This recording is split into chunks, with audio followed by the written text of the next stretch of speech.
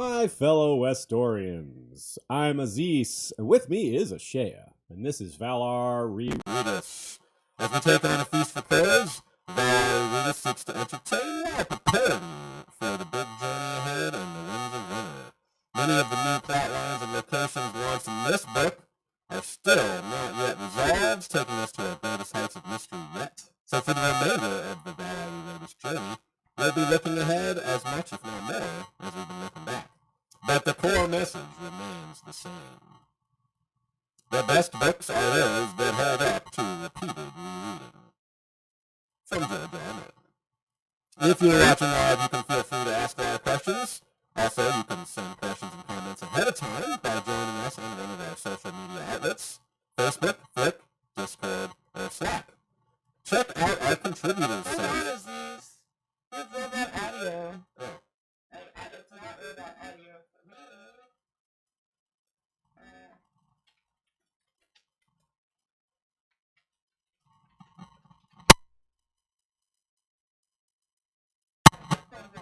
Okay.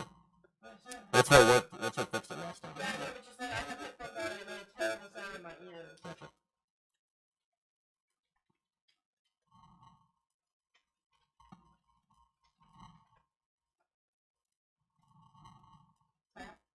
Check. How's this?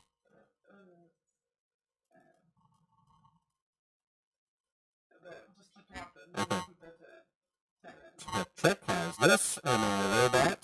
What is the sound yet? Do I have robot this? I suppose also, do I have robot voice? Good question. Are we both robots?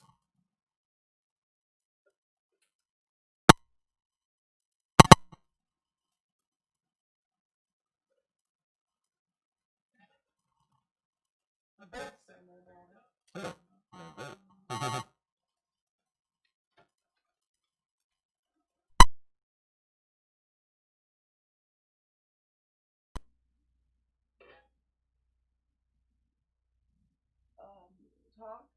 Talk? Check.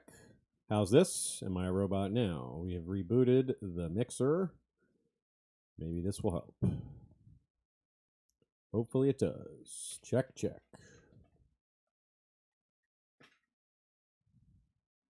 Still talking. Check. Today we've got Cat of the Canals, Samwell 4, Cersei 8, Brienne 7. Sounds like it's good. Yeah? Yeah, people are Okay. saying good. And you? Actually, Check yourself. I'm good too, right? And also, Aziz, everyone's going to want you to start from the top. Of course, yes. That we can just cut out the beginning. Okay.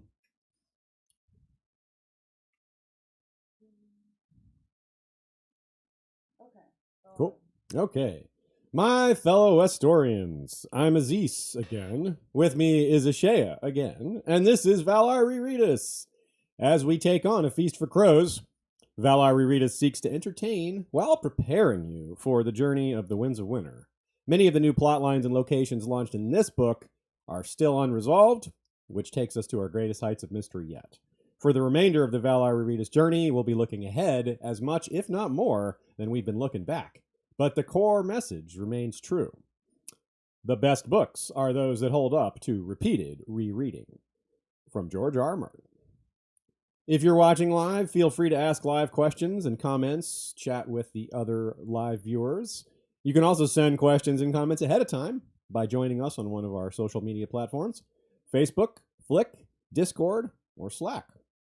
Also, please check out our contributors' websites and podcasts. That includes Joe Buckley's show, The Isle of Faces. He calls it the Scraps and Scrolls editions when he pairs up with Valar Rereadis. Every episode over there is in tandem with the episodes over here. And check out Nina Friel on Tumblr. Her blog is Good Queen Alley with one L. And that's tumblr.com. And a lot of the topics that we discuss here are expanded on her blog. And her thoughts are here in the episode as well. You can join us on Patreon to support us financially.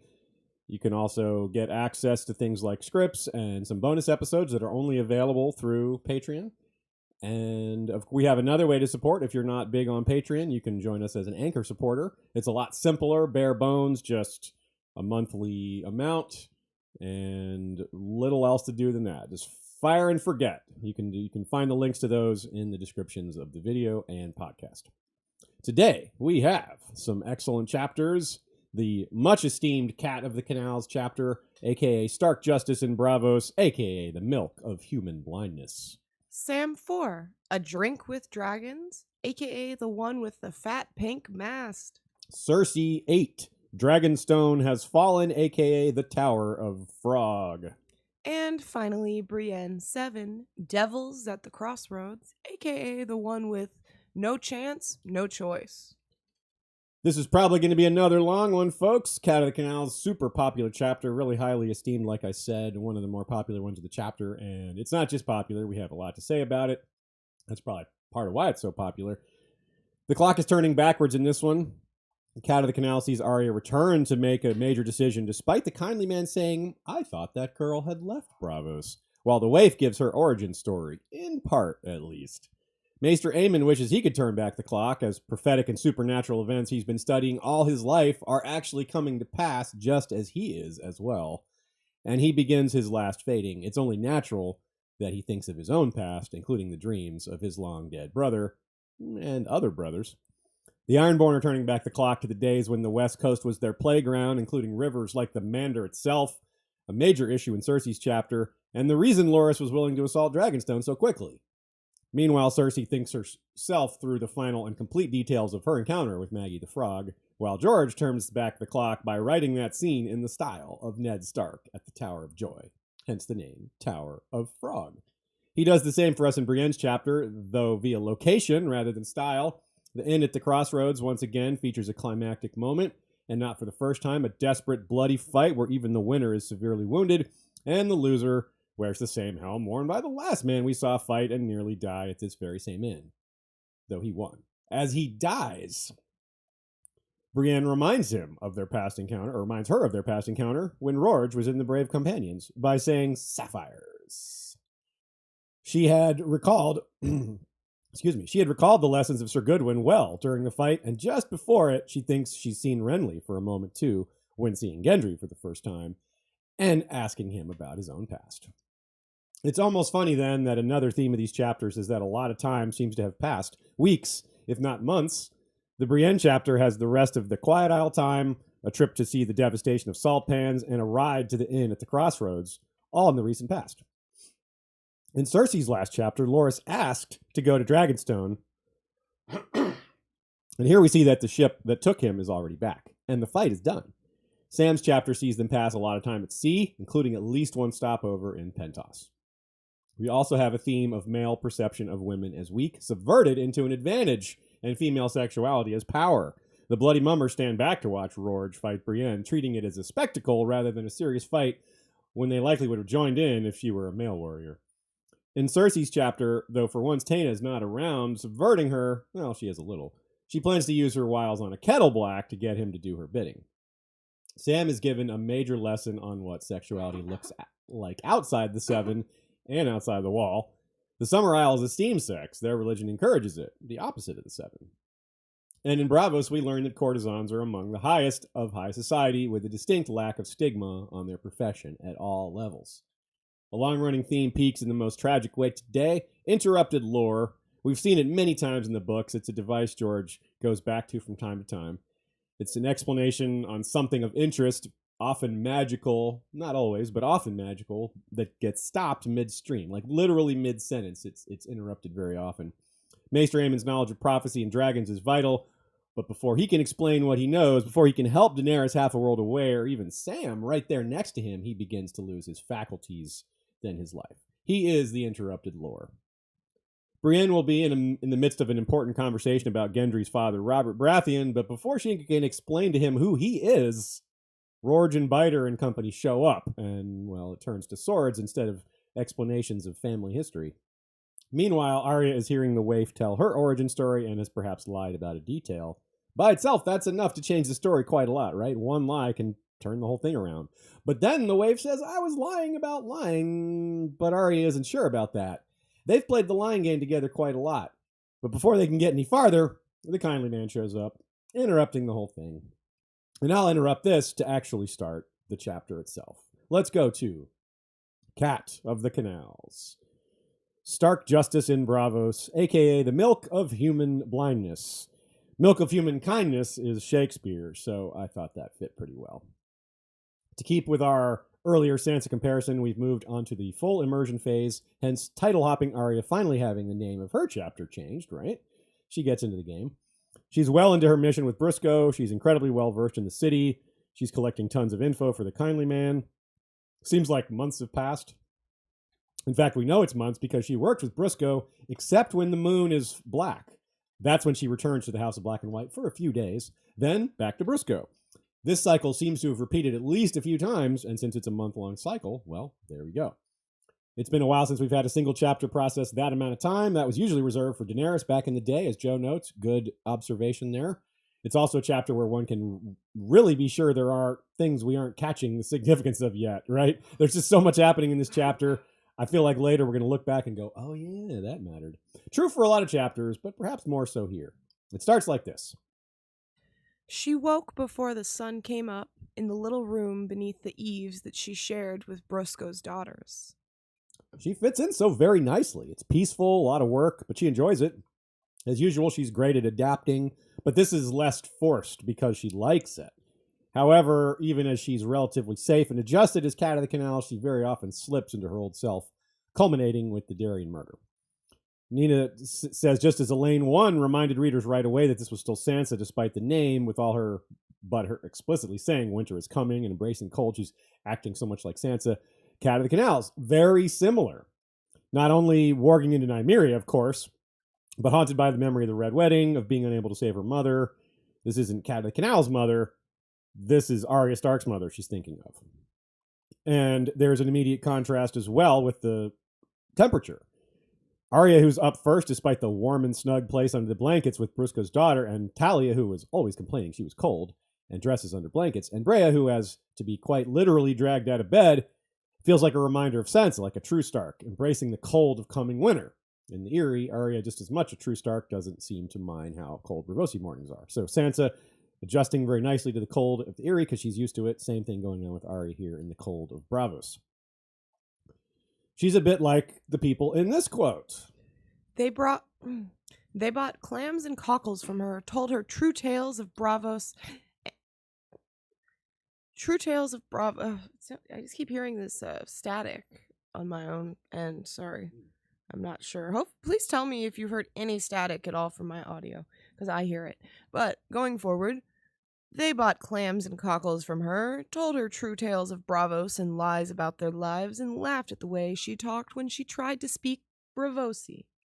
Yeah, they're proud of their city. So when she walks around selling her stuff, she has lots of conversations. And this is one of the things that's very clear to her. It's a powerful and majestic and vibrant enough city that no one really needs to exaggerate to impress people about it. You can just say the truth, and that's impressive. That's a bit of luck, being born in such a place. Most anyone would be proud to have come from Braavos. At least if you're born there, you would have a different attitude maybe than being born somewhere else. But people, we're fallible. We aren't the city we come from, but we might want to live up to it, or at least feel good about ourselves. Hence, truth about Braavos, lies about themselves. By appearance, she can pass for Braavosi to most, it seems, but clearly not if she has to talk. Definitely a little interesting that despite all her extreme talents, she's not getting the language after a few months. She's not bad at it, but she's not good at it either. It might be that George decided for some story purpose that she's not great with languages. I'm not sure what, but it's very notable because she's so good at so many things that this almost stands out because she's rarely not good at stuff. However, it's explicit that she's making acquaintances with lots of people, and that's part of why she's enjoying herself so much. It's a low-stress job. Some sales jobs are hard because you have to convince people to buy something they don't need. But Cat of the Canals has fresh-caught seafood in a city where almost literally everyone eats seafood. So, yeah, that's pretty easy. This stuff sells itself. All men must die, sure. All men must serve, well, in a manner of speaking. But all men definitely must eat and drink, right? Quote. I guess her audio's out. Well, no, my audio's not out. There was just talk about you potentially sounding kind of distant to people. Huh, okay. And so I just wanted people to let me know, and potentially we need to move you. But okay, sorry, I was distracted. Oysters, clams, and cockles were Kat's magic words, and like all good magic words, they could take her almost anywhere. She had boarded ships from Lys and Old Town and the port of Ibn and sold her oysters right on deck. Some days she rolled her barrow past the towers of the mighty to offer baked clams to the guardsmen at their gates. Once she cried her catch on the steps of the Palace of Truth, and when another peddler tried to run her off, she turned his cart over and sent his oysters skittering across the cobbles. That mundane but inescapable factor of life gives quite a bit of power to the service industry, particularly if, say, you're good with poisons, which Arya just so happens to get a lesson on in this chapter from the waif, a true expert. Again, everyone eats and drinks. So it's extremely relevant that Arya is going wherever she wants to go, I'd say. Besides the food, nothing is as unthreatening as a harmless-looking little girl, right? Well, we know better, but most others do not, even Braavosi, who have heard of the Faceless Men. We've seen Arya turn that to her advantage before ever learning a thing at the House of Black and White, but now she's acquiring the skills to put that to even greater effect. In Westeros, there are servants everywhere. Shay was hidden in plain sight, and while she was great at identifying Varys in his disguise, she wasn't practiced at disguise herself. The proliferation of largely ignored slaves and servants with access to the mighty is something the Faceless Men can really make use of. And no one they've ever dealt with before is as powerful as Valyria. In other words, the enemy they fought during their origin, they've never had to fight anything nearly as deadly. It's all been not easy, but easier since then. But second of all, this is a tour of the city. She goes almost everywhere. She reports on things she's learned. Yet, not once is the Iron Bank mentioned. In fact, not once ever in Arya's chapters do they come up directly. Sure, she has no reason to think much about them. What does she care about banking? But in all these wanderings and comings and goings, not a single mention? This includes the Mercy chapter, by the way. This is a notable omission and might be George keeping readers off the scent a bit. This is as close as we get. She sold to swaggering Braavos in striped satin and to key holders and justiciars in drab coats of brown and gray. Yeah, that's it. That's the clue. Key holders are officials of the Iron Bank, but this is not explained anywhere in A Song of Ice and Fire proper, only in the World of Ice and Fire in the section on Braavos. You could also infer it from Fire and Blood. We see them count 5 of them in the Mercy chapter in the audience. So if you know who the key holders are, then you do see a little bit of Iron Bank evidence here. And of course, one of the ones we see in the Mercy chapter is big like Illyrio, needs 3 seats. Supposedly his whole family is too, another sign of corruption, I suppose. So even a rereader doesn't necessarily know what a key holder is and that it's associated with the Iron Bank unless they reread after reading The World of Ice and Fire, or, of course, listening to this podcast. So we've seen a lot of, almost maybe countless examples of parallel storytelling. It's a device George loves to use, right? We've seen it a lot. The Iron Bank is relevant in Cersei's plotline. It's going to be coming to Jon and Stannis as well. Probably others eventually, but for now it's at least in those. So what George often does is he'll bring up information about something relevant to a subplot in a chapter that isn't where the main focus of that subplot is. For example, we get information on the Ironborn in Brienne's chapters.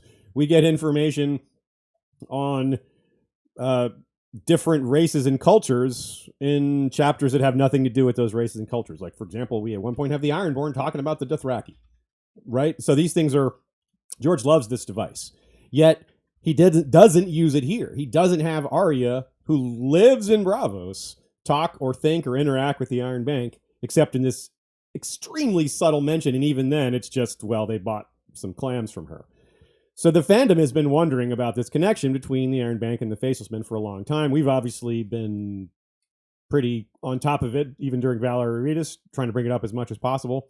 So it's not as if we're not on the scent already, but that doesn't mean George didn't have different plans back when he wrote this book. He didn't necessarily know people would get on the scent of it. But given our and even Arya's question regarding where the money is coming from or going, meaning all the Faceless Men taking so much cash, where does it all go? Again, this might speak to what's happening with the Iron Bank and that connection. So here's a relevant passage. Here is the World of Ice and Fire bit that explains it, and it's from an Archmaester Mathar. The bank is... God. We both just have real frogs in our throats today. The bank is famous for its discretion and its secrecy. Mathar recounts that the founders of the Iron Bank numbered 23, 16 men and 7 women, each of whom possessed a key to the bank's great subterranean vaults. Their descendants, whose numbers now exceed 1,000, are known as key holders to this day, though the keys they display proudly on formal occasions are now entirely ceremonial. Certain of the founding families of Braavos have declined over the centuries, and a few have lost their wealth entirely, yet even the meanest still cling to their keys and the honors that go with them. The Iron Bank is not ruled by the key holders alone, however. Some of the wealthiest and most powerful families in Braavos today are of more recent vintage, yet the heads of these houses own shares in the bank, sit on its secret councils, and have a voice in selecting the men who lead it. In Braavos, as many an outsider has observed, golden coins count for more than iron keys. That last line is really telling, isn't it? Golden coins count for more than iron keys, but it wasn't always so. Iron keys counted for more back in the day when Braavos was new, and that's part of that encroaching theme of corruption in Braavos that we've been discussing, one that we suspect may include the Faceless Men as well. Originally, the keys were, used to open doors deep down in an old iron mine, hence the name Iron Bank, because that's the founding of the Iron Bank. It was just a way to keep it away from like pirates and raiders, because, if pirates come from the sea and try to take some stuff from your town, they're not as likely to get down into your vaults if you've got stuff stored down there. And of course, there's other reasons to keep it down there from other thieves and things like that. So vaults and tunnels and, there's tunnels below the House of Black and White as well. So maybe these tunnels connect or, and again, it puts us in a mine of Valyria where all the tunnels were used to send the slaves down and bring back lots of gold and silver at cost to themselves. So we've also considered quite a lot how Arya might interact with the tunnels below the Red Keep if she goes back there. If she does, she might be able to use cats to help her find her way. It was a particular cat with a torn ear who led her to the tunnels in the first place, that black cat that we call Balerion, because it was probably Rhaenys' kitty. Now she has a whole troop of cats following her around. Quote, "Some days she would have a dozen trailing after her before the sun went down. From time to time, the girl would throw an oyster at them and watch to see who came away with it. The biggest toms would seldom win, she noticed. Oft as not, the prize went to some smaller, quicker animal, thin and mean and hungry. Like me, she told herself. Her favorite was a scrawny old tom with a chewed ear, who reminded her of a cat she'd once chased all around the Red Keep. No, that was some other girl, not me." Yeah, so again, just almost in half these examples, even when we're not talking about this particular theme, Arya just keeps thinking of Arya and not Cat of the Canals, even when she, just subconsciously just pops up and she's like, oh, wait, that's not me. So she's just not changing. Arya is, if nothing else, stubborn and very much herself, even though she's great at adapting and pretending to be someone else. Internally, she's just always Arya. Of course, she's later going to actually skin change into a cat while blind, so this is certainly escalating too. Once she knows she can do it, I'm going to guess that she does it more often. Right now, she's still kind of figuring it all out. She's still figuring out the Wolf Dream side too. And, there's more evidence of that side of her skin-changing awakening as well. Quote, "Some nights the wolf dreams were so vivid that she could hear her brothers howling even as she woke, and once Brea had claimed that she was growling in her sleep as she thrashed beneath the covers." Another powerful reminder of who she really is and that there's really no escaping it, even at rest. She's a wolf of House Stark, and she's connected to Nymeria, who leads a rather active life back there in the Riverlands, putting it mildly. Despite the wolf dreams, it's fitting that a chapter that is, kind of relaxed by comparison to so many others, especially compared to hers, where she's, not running around for her, scared for her life. It just So it's fitting that this chapter has a murder just kind of yada, yada, yada. Just slide right by. We don't even see it happen. It just, the boots tell us afterwards that Darian is dead and that she did it. She straight up says, yeah, Arya Stark did that. I referred to Stark Justice in our homemade title, but Arya, that's certainly not the whole story in her case. One can look at it that way, but I don't think that tells everything. I think that's missing a few details. Obviously, deserting from the Watch is a pretty big deal, but I think it's more personal than that. This is not her father doing a duty, though that element, again, it is present. She hates Darian, it seems. She hates that he broke his oath. She hates that it's her brother, the Lord Commander, that he's disobeying, although actually it's not clear that she knows he's Lord Commander yet. Even though the phrase Lord Snow is said, it's not clear that she knows that's him. Still, she knows he's on the wall, so it's still one of his brothers, so to speak, either way. She also maybe hates that he's so handsome and popular and free, and that he was locked into this lifestyle that he was able to walk away from, and that's a big deal, that she can't do that. On top of that, she's just learned on the same day that her Aunt Lysa was murdered by a singer. It's one of the many things that she just pushes aside, saying, oh, that's something that Arya cares about, not Cat of the Canals. But again, she flat out tells the kindly man that Arya Stark killed Darian. She doesn't mince, doesn't try to conceal it. But she's known Darian for a while now. As we said, months have gone by. She's encountered him, maybe not regularly, but she's observant and has seen him several times. But of all the days, this is the one she kills him. She grew up in a household where the importance of the Night's Watch and its vows was hammered in from a young age. She comes from a house where her father taught the importance of vows too, but also of it being their ancient duty to deal with people who break these vows. Arya wasn't invited along to watch at the beginning for that justice when those Night's Watch brothers or one Night's Watch brother was executed. Still, it's still part of her family and her family's history. So they're very much intertwined. And of course, still, I don't think Eddard would approve of this, nor Jon, very likely. But, you know, she's 10 years old and doing what she thinks is right, but also doing what she feels like. But also, it's a lot deeper than that. It isn't just Night's Watch and her family and thinking about Jon and her father. Arya happens to have met the last Night's Watch recruiter, too, Yoren, right? She spent a lot of time with Yoren, and now here she is meeting Darian, who is really, really, well, he's just no Yoren. And note as well that Rorge and Biter, who were in Yoren's charge, right? They're going to die a few chapters from now, and Gendry will be there too. All the gang back together again. Though in a cage. That's kind of difficulty Yoren put up with for his job. 30 years of recruiting, and he lost a couple of people in all that time, and he had to deal with people like Rorge and Biter. And Darian's like, eh. Now, I kind of understand why Darian doesn't want to be in Night's Watch. I mean, I do understand. I do have some sympathy for that. But he's also just so awful about it. He's just not a good person. Yoren was ugly and smelly, per Arya, but he was trustworthy and tough. Darian, neither. This isn't necessarily a good justification for killing someone, but from Arya's point of view, we're just trying to unpack all the things that lead her to this. Now, in terms of Yoren and Darian, they're both small folk, not only members of Night's Watch, but specifically commissioned to be recruiters. Even their names are a little similar. Yoren, Darian, yeah.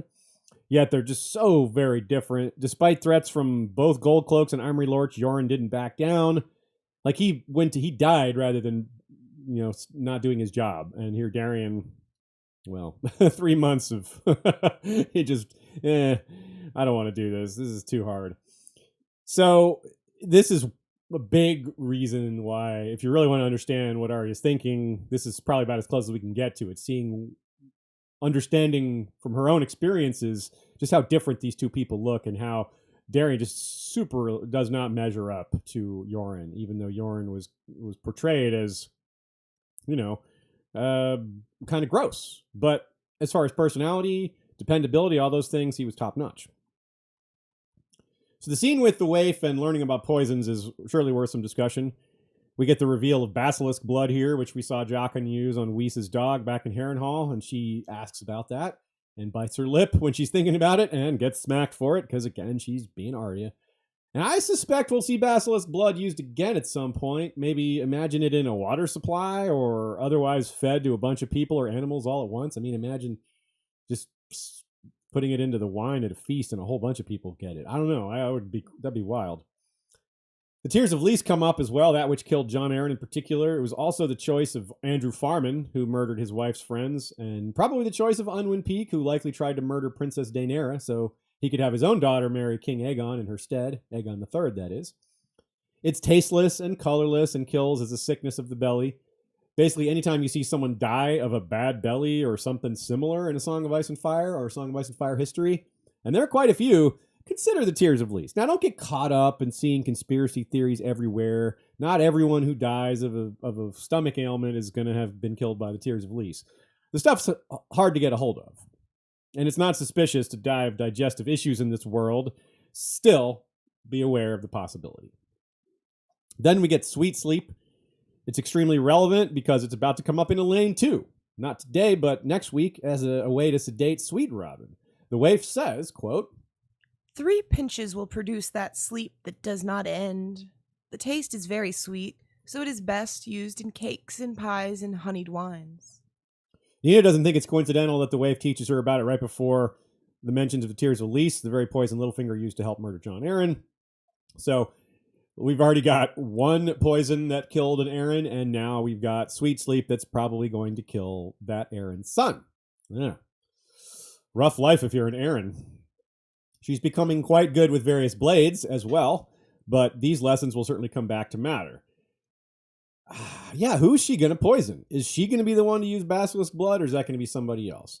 Obviously, she kills that insurance dude using a poison gold coin, though I kind of doubt that's what this is setting up, because that seems like just a part of her journey rather than a climactic moment. And that, quite frankly, is probably a different poison. Same as the one that afflicts the waif herself. Those don't really meet the description of Sweet Sleep or Tears of Lys as the way they killed. As after all, the coin, whatever poison was on it, well, the Sweet Sleep has little drops of granules, and it has a flavor to it, and it's supposed to be added to one. I guess it could be the Tears of Lys, but I don't think so. So there's a lot of poisons. Arya has lots of options for them, and of course she's not going to use all the ones described in this chapter. That seems like a bit much, but they'll come up elsewhere, even if not in hers. So anyway, the waif's origin story, that's the next bit I want to talk about. I really wonder about that. I have some open questions here, and I don't want to get too far into it because we know one of these things, maybe we don't know. We think quite likely one of these things is a lie. And without knowing which of them is a lie, well, we can't go forward because these are all crucial details. Any one of these things turning out to be a lie, well, changes the whole story. Did her father defeat the purpose by pledging her, is one of the questions I have. In other words, the father gave his daughter to the House of Black and White after the stepmother tried to kill the daughter. So it's almost like in order to protect her, he pledged her life to this temple. That seems a little strange to me because she was given away. That's not necessarily protective. Now I can see the argument that pledging her to this temple, she'll be safe there. And well, maybe because of the poisoning, she's not as capable as she was. I don't know about that argument, though. I mean, we've seen frail people rule a household before. Like, look at Walder Frey. Look at Eric Ironmaker. The guy can't even stand. So it doesn't seem like you have to have all your faculties. As long as your brain works, you can rule a household. I mean, that's what servants are for, right? So I don't know what's going on with this story because there's so many different possibilities for what the single lie could be. And of course, she says none of it was a lie. I'm lying about the lie. So maybe it is all true. However, it stands in interesting contrast to the things we've been talking about with regards to the difference between servitude and slavery and where that line really is.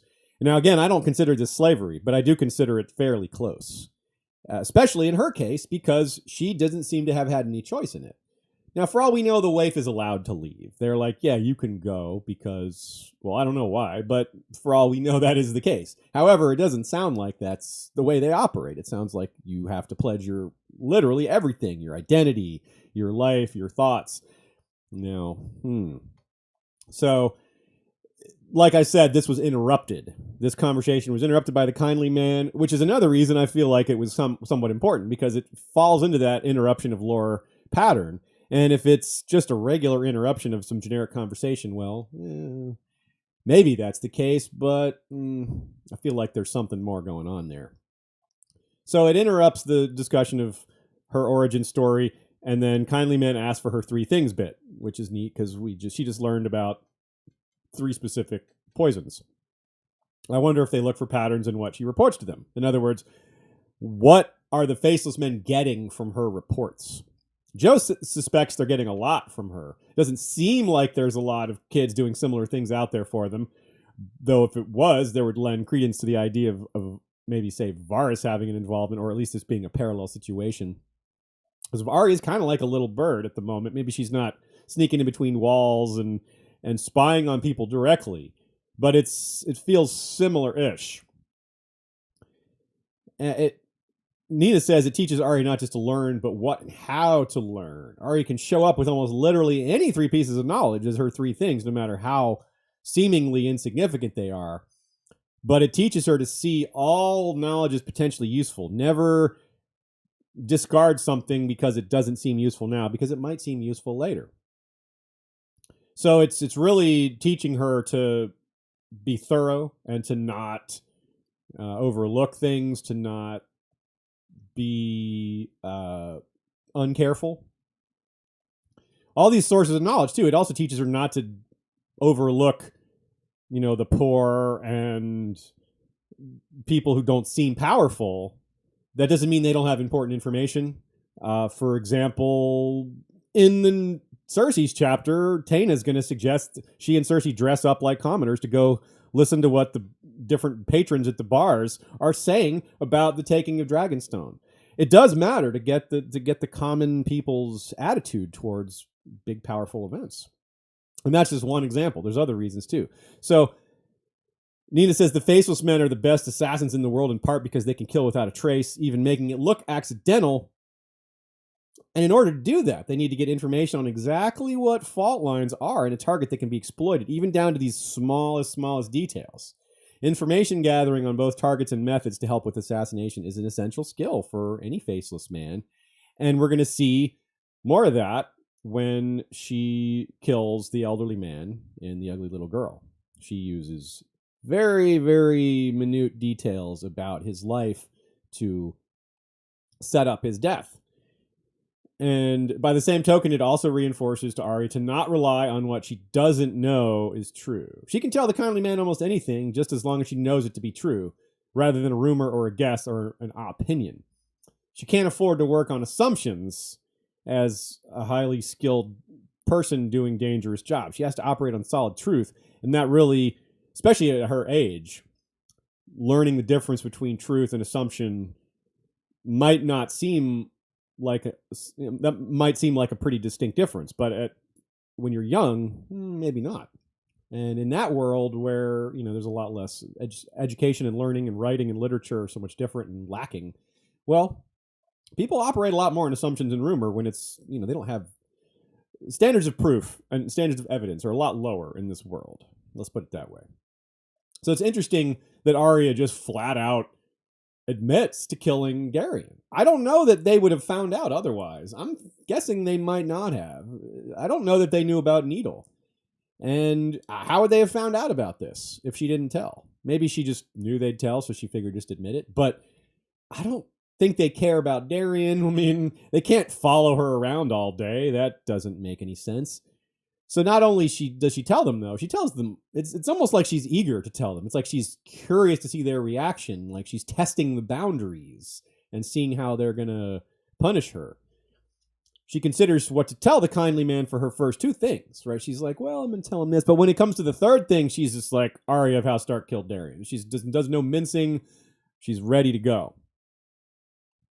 Joe points out, by the way, that the word Arya appears like 13 times in this chapter, and some of those times are talking about herself out loud with the Kindly Man, or the waif saying Arya does that.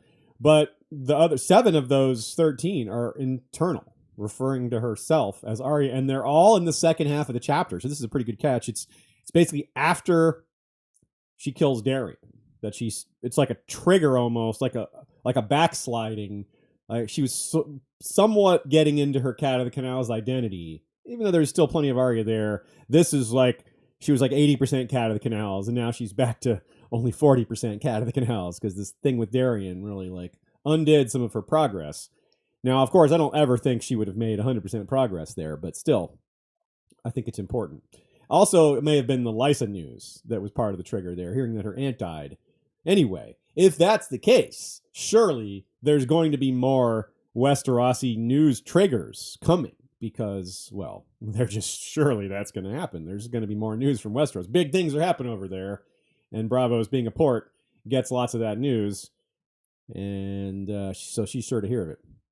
So after months of working to be Cat of the Canals, of Arya being concealed enough that even the kindly man hadn't noticed the return of her true persona, the waif had because of the lip chewing. Well, it's almost as if the blood of Darien has resurrected Arya, but that's taking the symbolism pretty far. So her punishment is the milk of blindness, human blindness. She notices it has a burnt taste, which is yet again more poison talk. Also, it seems to have an antidote. This is quite a substance. It can take someone's sight away for a long time and then just give them the right antidote and it comes back. They later tell her blindness is part of her training, but she's getting extra blindness because of Darien.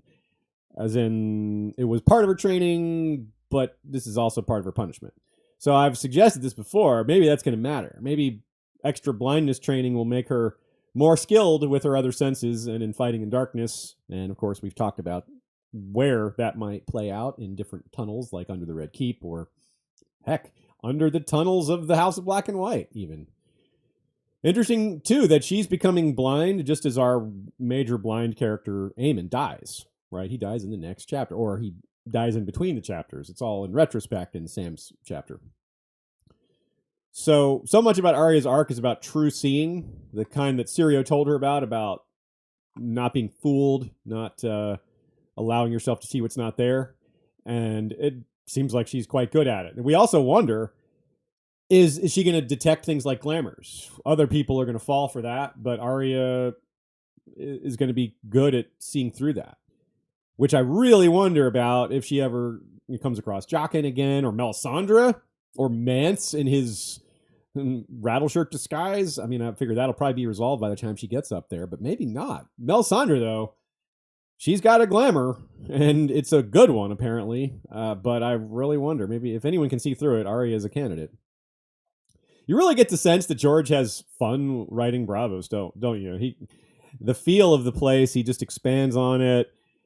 He himself has said he'd love to write a detective-style novel in Braavos, and it would be interesting to see what era he would write that in. It doesn't have to be, say, this current time. It could be hundreds of years ago. It could be early Braavos. I mean, Braavos doesn't have a super long history, but still, he's got 500-some years or so to pick from.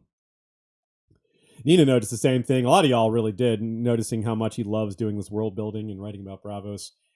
I want to mention that in that Maps, the Lands of Ice and Fire booklet that you can get, they have a whole map of Braavos. Yeah, it's the true. city of Braavos. So we really do have a lot of detail on it, and highly recommend it. Great point. Yeah, because the only other cities we have those full maps on are like King's Landing. And that's it, right? That's the only other official city map we have. Yeah, King's so that really Landing, tells you something, Braavos. doesn't it? I like to hope we'll get an Old Town one, maybe. Ooh, please, yes. Oh, Xerxes wants one too. Our cat meowed right when she said that.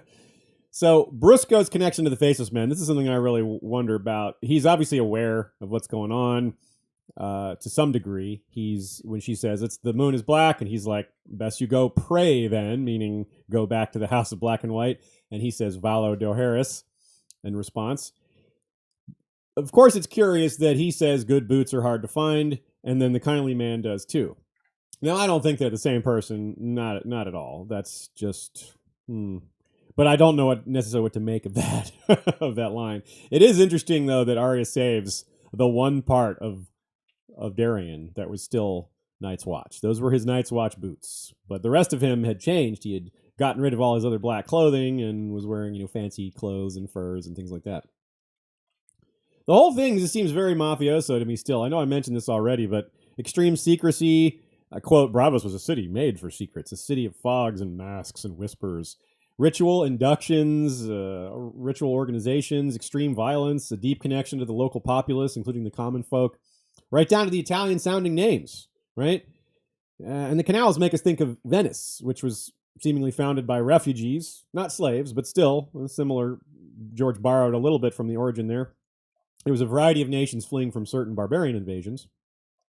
And of course, like a lot of Italian cities, there's a mafia presence. It's not southern Italy, and that's where the mafia is at its strongest. But still, there is a Venetian mafia, the Veneta. They're the I wrote the name down. Now I've forgotten it. Anyway, that might be something for y'all to look into. Maybe there's deeper connections, deeper details there that we could find matches for.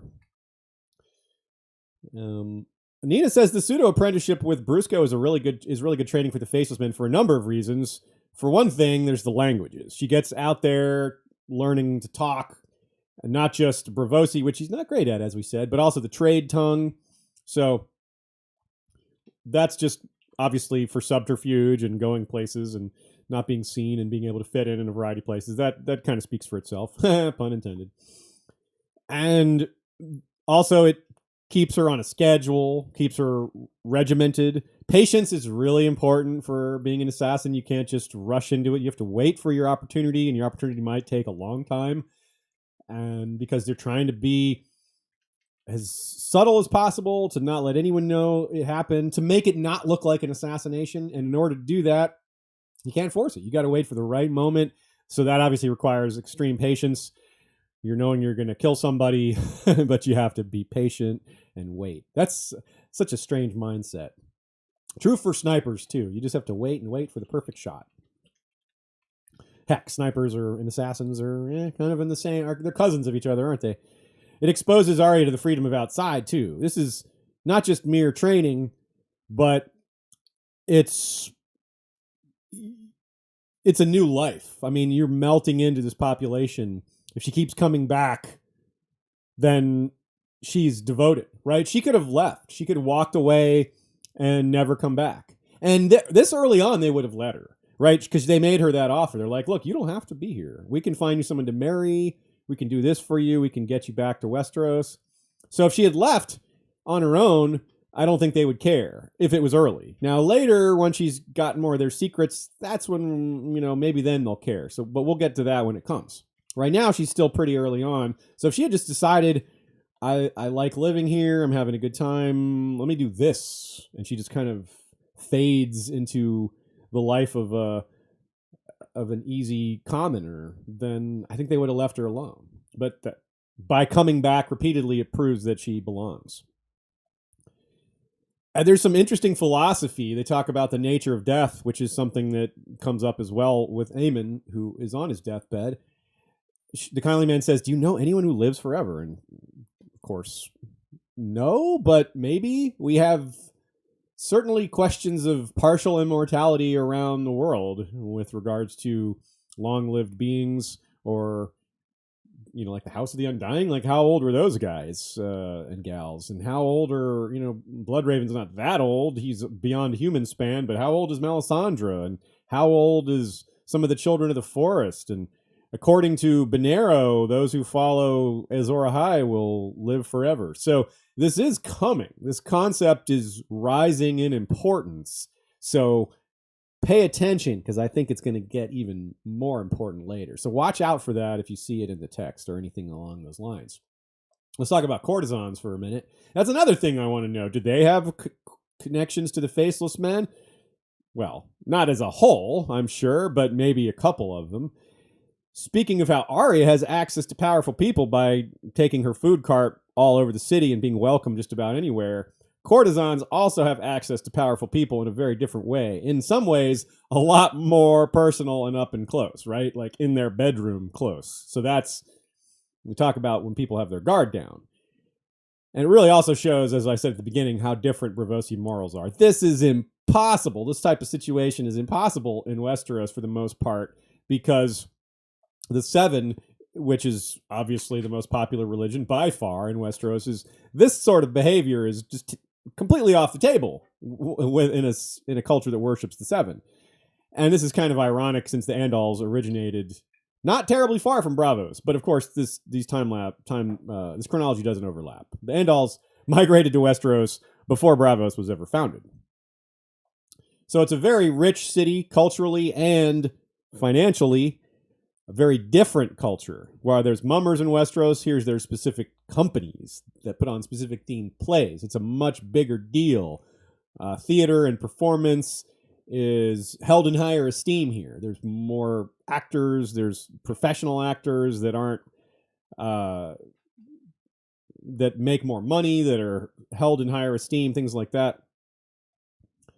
And there's a variety, there's lots of playhouses, there's serious ones, there's comedic plays, very well developed entertainment culture.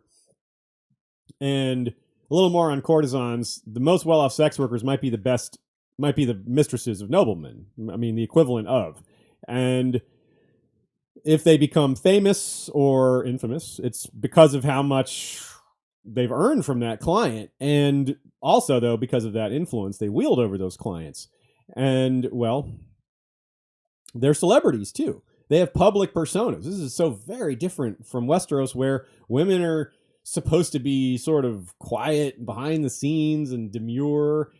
And it's good that we have this very opposite style to have as a comparison and to see that how different cultures can develop. And I mean, this is all very fictional, but not unrealistic at all. There's obviously this concept out in the world exists and is not abnormal at all. Let's talk about the Black Pearl, a specific famous courtesan, Belger Otharis, probably pronounced that about 1,000 different ways. She's the daughter of a Summer Islands princess and the Sea Lord of Braavos. That's seriously high birth there. That's fitting for a highborn person of two expert seafaring nations that she turned out to be a captain of a swan ship. She's a pirate and smuggler, among other things, or was a pirate and smuggler, among other things. She had a relationship with Prince Aegon, who became King Aegon the Unworthy, King Aegon IV. He was sent abroad when he was a prince to prevent him from killing his own sister by impregnating her. He wasn't trying to like murder her with a knife or something, but he was just like a sex addict or something, and she was like sort of like Elia in that she was on the frail side, and he just wouldn't stay away from her. So they just sent him off to not do that to his sister. And of course, given his predilections, of course he's going to form new relationships while he's overseas. This one lasted a long time, apparently as long as 10 years. It was an off and on thing. She had lovers at other ports, apparently, and obviously he had other lovers. So it's not clear whether any of the three kids credited to him are actually of his blood. But at least one of them kind of operated as if that was the case. I mean, heck, why not? If you might be the son of a king or daughter of a king, you might want to play that up. So her daughter, Bellinora, perhaps part Targaryen, decided to become a courtesan. That's where this started. Clearly, she had the connections to high society, right? Like, given her mother's connections, her possible father's a prince of Westeros, and that's necessary in that line of work. It was kind of an open door. Like, she had a way in, foot in the door, so to speak. This is like sex worker royalty almost. And historically, courtesans were and are still a thing, like I said. I don't think that term is used anywhere in the world. I'm not aware of it being used anyway, but the concept is what matters. One example I know of from the real world, and historically speaking, is from the time of Alexander the Great. There was a courtesan named Thais who traveled with his army. It may have been his lover, was definitely a lover of his general Ptolemy, the one who became Ptolemy the First of Egypt. They had kids together, and she's credited, in quotes, with instigating the burning of the royal palace at Persepolis shortly after the Macedonians conquered it, which was kind of after they defeated Darius the Great in a series of battles. The war was effectively over, and the Macedonians took Persepolis, the capital, and, well, during their partying, apparently this courtesan Thais was like, hey, wouldn't it be great if we burned down the palace? That's just one version of the story. There's several versions of it, but it's neat that we have that to refer to. Like so much about Braavos, because this stands out, the courtesan cultural system doesn't exist that many other places in the world, and it's in Braavos. It's at its peak. So it's part of what makes them famous. And there's a quote that fits in here. The courtesans of Braavos were famed across the world. Singers sang of them, goldsmiths and jewelers showered them with gifts, craftsmen begged for the honor of their custom, merchant princes paid royal ransoms to have them on their arms at balls and feasts and mummer shows, and Braavos slew each other in their names. The only Westerosi person I could think of that matches this description is Shiera Seastar, right? That, like, pretty much all those things were said of her. People fought duels over her. They paid just to sit next to her, things like that. And a bunch of people tried to marry her, and she always said no. So and she came from the east, not from Braavos, from Lys, but still worth a mention that she was able to carve out a lifestyle like that in a culture that doesn't really accept that style of life. So she was special. We wonder about all the talk with the Faceless Men and the God of Death, the various versions of it, the Black Goat, the Stranger, the Many-Faced God, all that. You wonder if how that's going to play out. You wonder if there's any more anything that matters with regards to the way these death gods are portrayed, and if there's going to be anything more to that. Well, I don't have much to say about that, but I definitely didn't want to let it pass by. There's a Salador San reference. More about him when we get to Davos's chapters, when that's more direct, but it's neat to see that referenced here. But we will be referring to the quote from this chapter when we do talk about it. And neat that one of the sex workers that Arya thinks of kills a guy and is known for robbing and killing men and rolling their bodies into the canals, which is what Arya does to Darion. Although the robbing is really just taking his boots. Still, now, Westerosi, of course, there's some favoritism from Arya when she meets them and sends them to the good sex workers. She could send them to the ones that are murderers, but because she likes them, she doesn't. And, well, it's, again, just more of Arya. Like, Arya favors Westerosi, not Cat of the Canals. There's this mention of a girl named Lana, which a lot of people get the alarm bells when you hear Lana with golden curls. Yep, we have Bara with black hair, who was a Baratheon, so Lana with golden hair as a Lannister. There's a couple theories. One, that she's a daughter of Tysha. I do not think that is possible, however. Well, it's possible, but I would say no to that. And the reason is, Ina, who we mentioned last time, who has the same power as Maggy the Frog, meaning the blood magic that can tell the future. Ina says the sailor's wife's husband is dead. Well, if the sailor's wife was Tysha, well, the sailor's wife's husband would have been Tyrion, and he's not dead. Unless, say, the sailor's wife remarried, so it is possible, but I think that knocks the potential for Tysha here down a step. However, it probably fits better as Garion's wife. Remember, Garion sailed to Valyria and never returned, so him dying, that fits. Him being dead, sailor's wife, that fits quite well, and Lana, blonde hair, could easily be his daughter. So, yes. And it also is, you wonder if this ties back to Tywin. Tywin was upset that about the idea of Tyrion embarrassing the family overseas, which would be kind of ironic if his brother actually did father a child overseas and keep it secret from Tywin. Okay. One last note. Nina points out the moment right before Arya actually kills Darion feels reminiscent of the prologue, where they go into a foggy alley and a faceless man kills someone. Yeah, that is pretty much how it happens in the prologue. They go into a small alley, and then he bites the coin and dies from it. Yep. Super chat from Ainsley Mecklejohn, the clap hand sticker. Thank you very much. Appreciate that. Marley wants to know what is going to cause the Westerosi, or what's going to cause Arya to go back to Westeros eventually. Is there a piece of news? We mentioned the possibility that news will drive her. And will there be a Stark family reunion like we see on TV? I think we'll get some kind of Stark family reunion. Maybe not like TV, but we'll see at least a few of them come together at Winterfell, maybe. Rickon maybe will survive. or not. I don't know. But as far as Trigger, that's a tough one. I think maybe the Faceless Men having a falling out with them might be it. As to why, one suggestion I've had is that they want to kill Dany, and she's not for that. She's like, wait, this person freed the slaves. Why would you? Right? Because right now they're killing people that she are either neutral or evil. But if they take a contract out on someone who's a good person, I don't. That might cause things to go to a head. But on the other hand, it could just be news, right? It could be something she hears about Jon, or it could be something she hears about Sansa. Maybe Jon's death, something like that. I don't know. There's a lot of possibilities. It is really hard to pick one of them and say that's really got to be it. Yeah, it's also hard to even say where she'll land. That's a in really Westeros. good point too. Yeah. Obviously, that's contingent on what drove her to come. Yeah. Well, we will have more to say about this as well when we get a little farther into Arya's chapters. Nina also has some more notes on this. So this is a partial answer with a fuller answer to come as we continue. Although it will be a little while before we get back to an Arya chapter, we will certainly have things to say when we do.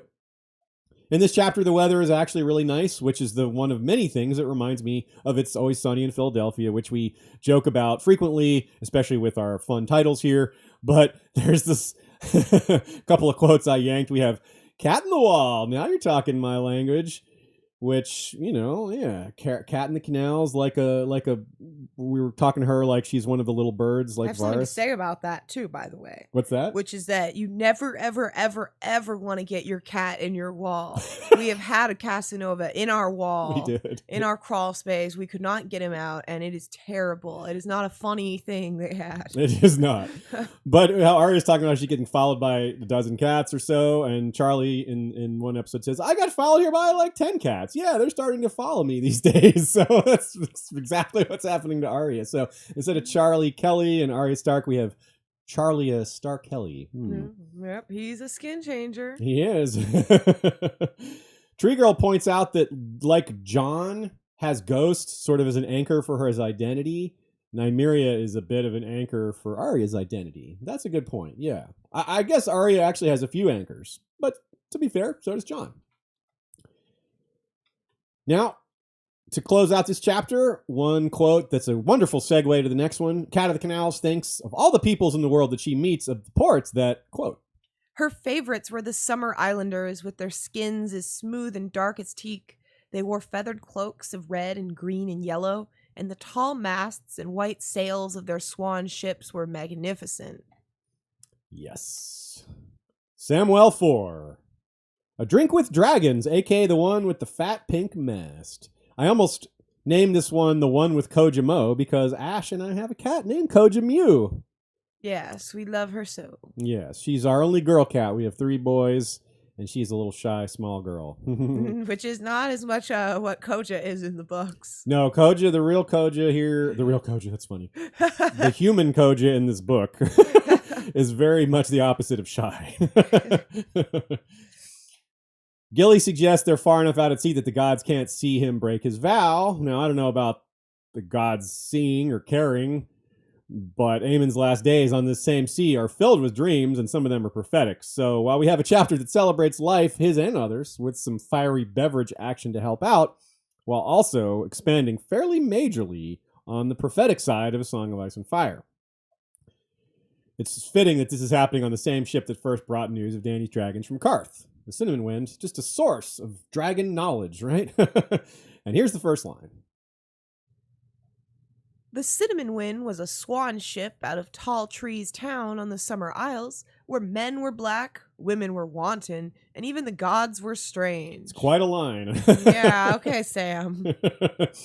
But Sam quickly learns why Arya is a fan of the Summer Islanders. He becomes a fan too. And hey, there are people that have had their share of invasions, especially from slavers, but it's a far less war-torn culture, one that doesn't face semi-regular deprivation from extended winters.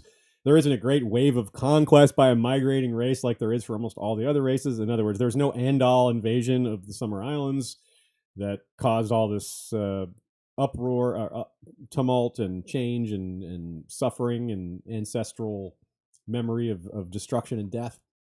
There's just a lot less shared cultural trauma, to put it that way. That just produces better outcomes for the people that they come in contact with, right?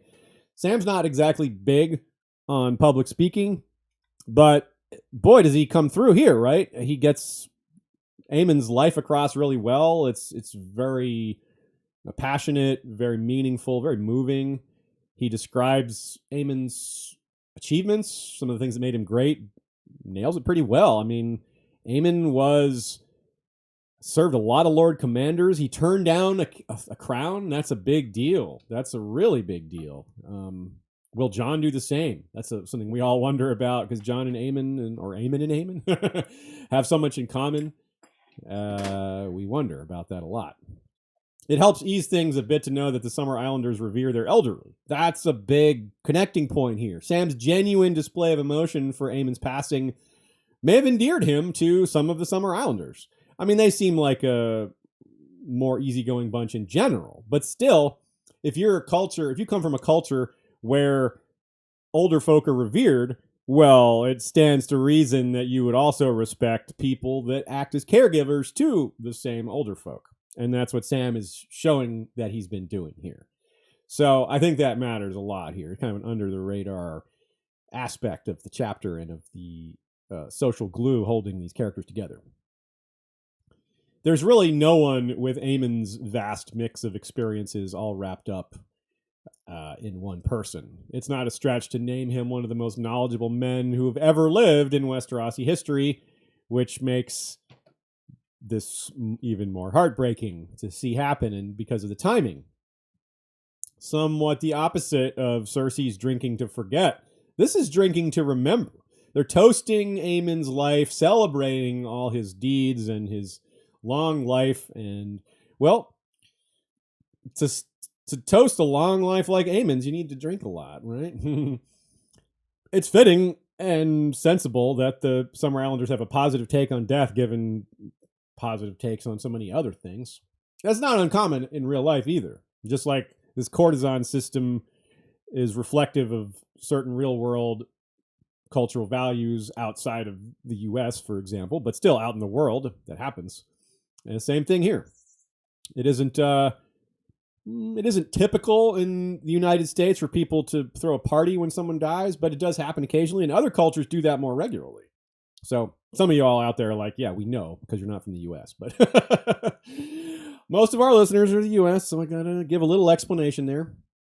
Not only is that a striking contrast to Westeros in general, but if we contrast the Summer Isles to other island peoples, like the Ironborn, or the Shield Islanders, or even a micro version of this concept, they're not their own culture, they're not their own people, but the Quiet Isle is, its own thing, and it has its own micro culture. They're well connected to the world because of extensive sailing and trade, but their homes are isolated from the rest of the world, right? That's also a little bit like the Quiet Isle. The Quiet Isle, they're really isolated, but they can go nearby to trade goods and to get what they need and then go back to their homes. But in this case, it goes back far, far longer, right? In ancient times, the Summer Islanders didn't even know other people existed out there in the world. They thought the whole planet was them.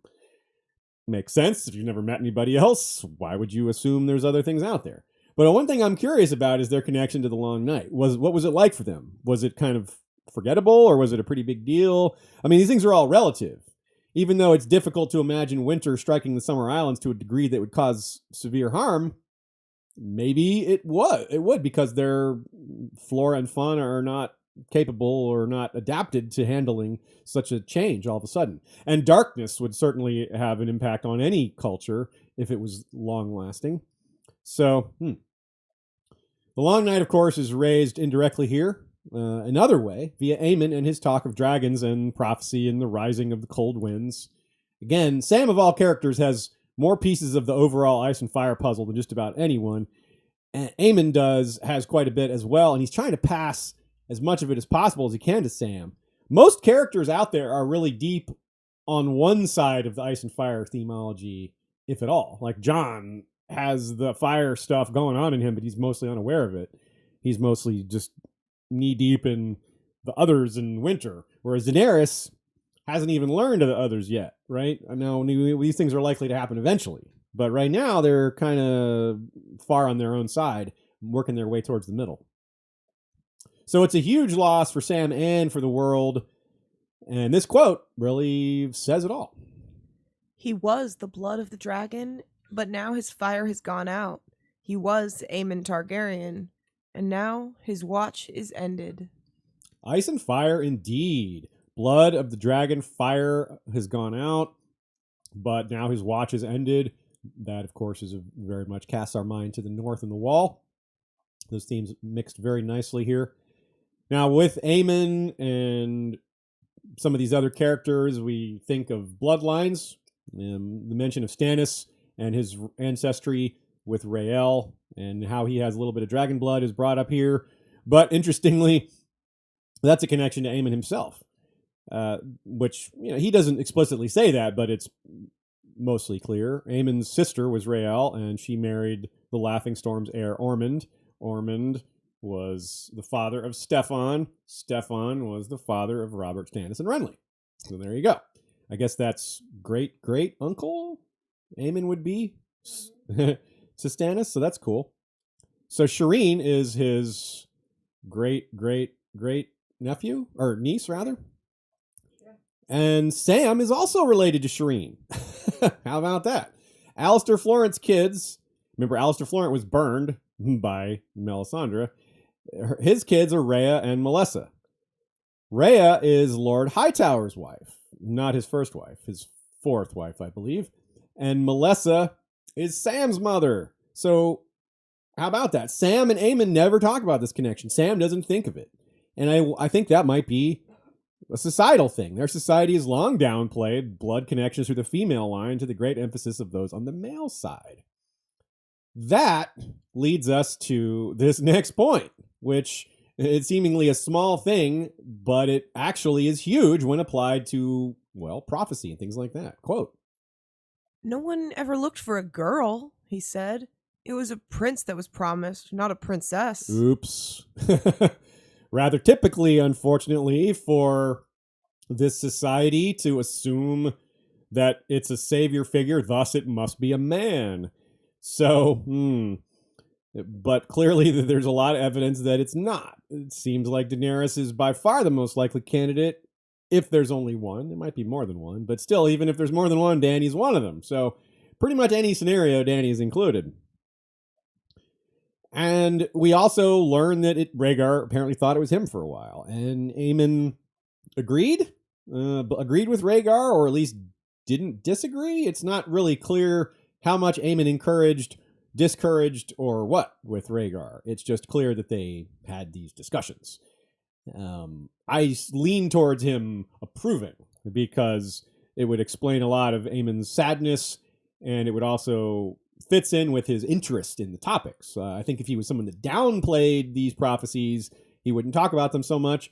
And if he felt really guilty over what happened to Rhaegar, that also might speak to his attitudes towards them, that his unwillingness to deal with them. On the other hand, he believes that it's a matter of saving the world, potentially. And, well, you can't allow yourself to be turned off from a subject like that just because it upsets you if you truly believe it's real, that the world hinges on it. And this is a subject Aemon has done considerable bit of thinking and research on most of his life. The language of the prophecy, the subtleties associated with analyzing that language, but he still missed this, right? He viewed the prince that was promised and Azor Ahai as interchangeable figures too. That's another factor. We're thinking of maybe there's multiple Azor Ahai figures, but there's also multiple prophetic figures of which one person could fit multiples. So there's a lot. There's whether the mirror casts multiple shadows or whether the shadow has multiple mirrors or both. Specifically interesting too that Rhaegar got it into his head that it was his son. Did the comet or something else cause that? If a bleeding star is necessary for the prince that was promised, what was the bleeding star? What did Rhaegar see as the bleeding star the first time? When he later saw a comet, it was like, oh, that's the bleeding star. So what was the first bleeding star if it wasn't a comet? Interesting. Is there a specific dream that persuaded either Aemon or Rhaegar of any of this? We certainly know that Rhaegar had that day where he's like, it seems I must be a warrior. That wasn't a dream. Apparently that was reading something in a book. But there may have also been dreams. There may have been dreams later or before. Maybe he was reading because of dreams. Maybe dreams drove him to the books. And of course, he mentions the dream of his brother, even though all of his brothers seem to have dreams of dragons. So that's a little puzzling. It was probably Darien, because Darien's the one that had, Daron, because Daron's the one who had the most dreams. It was, his life was more defined by it. It was Daron the dreamer. But Egg, of course, had the obsession with eggs and dragons, and he's the Summerhall guy. So, and Aemon said all his brothers dreamed of dragons, he says. So, and he himself apparently has some of that magic in him too, because we're going to talk about it a little bit later in the same chapter. He's having what appear to be dreams of the future too. But let's stick with this other part. He says, Daenerys is the one, born amidst smoke and salt. The dragons prove it. He's not wrong about the dragons. They're pretty strong evidence. But we also have the salt and smoke, which crosses over into Azor Ahai, and a large part of why the religion of R'hllor will begin championing her in Dance with Dragons. Aemon confirms a few key requirements for the prince/princess that was promised, born amidst smoke and salt with a bleeding star from dragon blood. It's unclear whether Aemon was aware of the Ghost of Highheart's prophecy specifically, but we do know that the Ghost of Highheart came to court with Jenny of Oldstones and Duncan the Small. So Egg may have corresponded, sending Aemon at the wall this information about the Ghost of Highheart. That's not unlikely, but it's also not a sure thing. And remember that Aemon says, we all deceive ourselves when we want to believe. And it's not exactly clear what he means by that, but it's easy to get close enough to it, understanding that, well, he believes his brother deceived himself. He may have believed, he's perhaps referring to himself with regards to believing it was Rhaegar or Rhaegar's son. Not just himself, but Rhaegar as well. But more importantly, perhaps right now, because those are all characters from the past, Melisandre. Talking about how Melisandre is deceiving herself, and whether that's willful. He doesn't know if it's willful or dishonest. We know from seeing inside her head, it seems to be willful and not pure dishonesty. So if you imagine all this knowledge Aemon has, it's clear there's a lot unspoken. There's a lot more that wasn't written down, that he couldn't remember. His mind isn't all there. He has his good days and his bad. So this is a real major blow to Dany and her hopes. We may look back on this moment and say, wow, if only Dany had Aemon. It might be one of those things where it looks like the difference between things going well and things turning into some kind of a disaster. And that's so cruel for Aemon as a character. He knows how important he is. He knows how badly he wants to get there, but he knows he won't do it. He knows he's not going to make it. He knows he's going to die before he can get to see her. And so he, instead of passing that on himself, he realizes it's got to be Sam. And so he says, You must convince them, where I could not. Tell them, Sam. Tell them how it is upon the wall. The whites and the White Walkers, the creeping cold. I think we'd all guess Sam is going to have similar difficulties convincing anyone of the truth, especially as news of both young Griff and Daenerys become more solid, and they kind of steal the scene, maybe. If you have dragons literally invading the continent after having not existed around these parts for 150 plus years, it's going to be really hard to convince people of something, not just because it's hard to convince them, but because they're going to be awfully distracted by these other things. And I'm not even mentioning Euron in all this. Like, what if he comes to Old Town? Who's going to be having sit-down conversations with the Archmaesters when Euron's traipsing about looting the city? So some of this may be moot, but on the other hand, it is sort of like what we saw on TV. The Maesters they just wanted to sit around and debate. They didn't want to take action. They wanted to wait till the information was more solid, which, how are you going to get more solid information all the way down there? Are you doing anything to collect the information yourself? No. Anyway, so we might see something like that. I wouldn't be surprised if the Archmaesters are a little slow to accept these truths. Marwyn certainly suggests they're not big on accepting magical stuff in general. Prophecy, supernatural, they kind of downplay. So it doesn't sound like he's going to have an easy time there. And he may have to convince Melisandre and Stannis that they're wrong too, if events that play out in the North don't make that clear on their own. There's a lot of convincing Sam may have to do here. We can look ahead. Sam may have to become Sam the salesman. He may have to do the kind of thing he did during the election. He may have to lie a little to get people to believe the truth. As twisted and convoluted as that sounds, it might be the case. I love that Arianne didn't get a deathbed shout out from Aemon. He was like thinking about Egg and Darion rather, and his sisters and or no, Daron. I always do that. Daron, not Darion. No deathbed shout outs for the cruel brother who drank wildfire. Compared to so more on the subject of willful belief, here's a quote on the mistake that he thinks Melisandre is making compared to the mistake that he made. I allowed myself to hope. Perhaps I wanted to... We all deceive ourselves when we want to believe.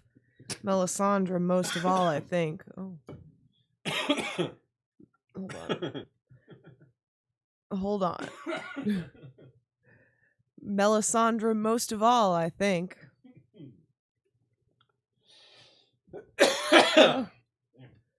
I kept unmuting and muting you during that because I couldn't tell when it was over. I was drinking. Coffee went down the wrong hole there. Oh, if I had a nickel. Yep.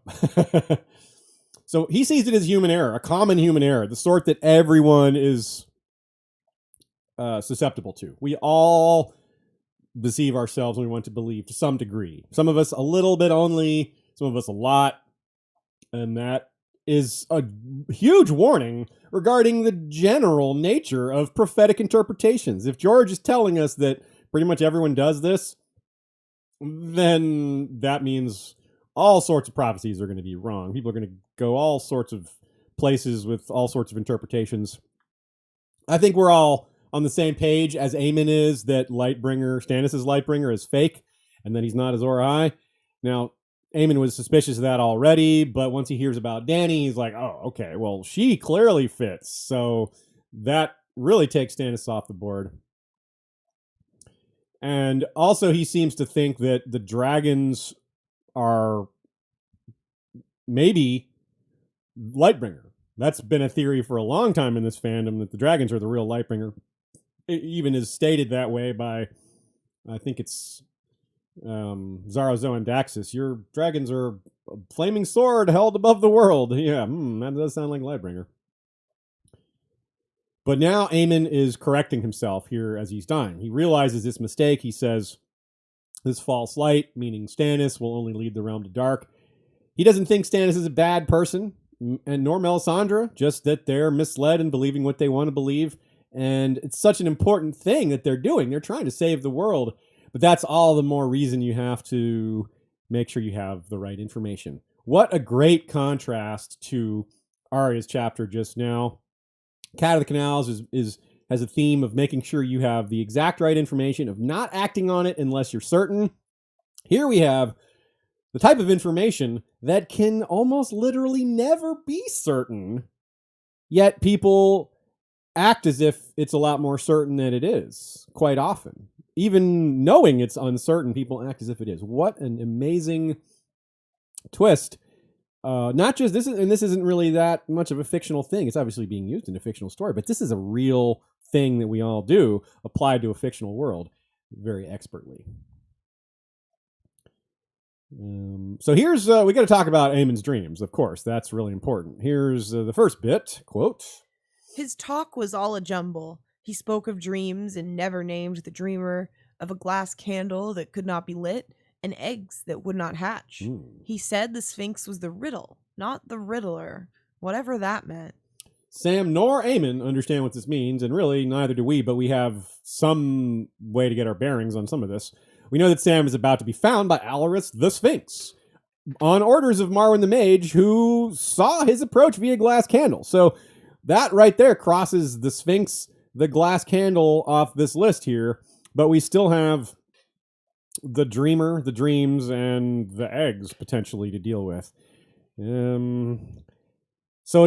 But either way, this seems to be seeing the future. He's seeing what Sam's about to encounter, which is maybe not proof, but strong evidence that Aemon is slipping into the realm of the supernatural with his dreaming, which is somewhat fitting with the general, what we're told about magical powers having more ability to take hold of a person as in a weakened state. Fevers and Bran's coma, things like that. That's when these powers seem to come out more. In fact, Bloodraven flat out says that is a thing. with the old gods. But yeah, so what about the egg hatching and the dreams and the dreamer that were mentioned here? I'm not sure. I mean, egg hatching is a recurring thing for his family. It wasn't just his brothers who dreamed of it. It was a constant since they died out, basically. Once the dragons died out, pretty much every Targaryen king, and probably plenty who weren't kings, were thinking to some degree or trying to some degree to bring them back. And, well,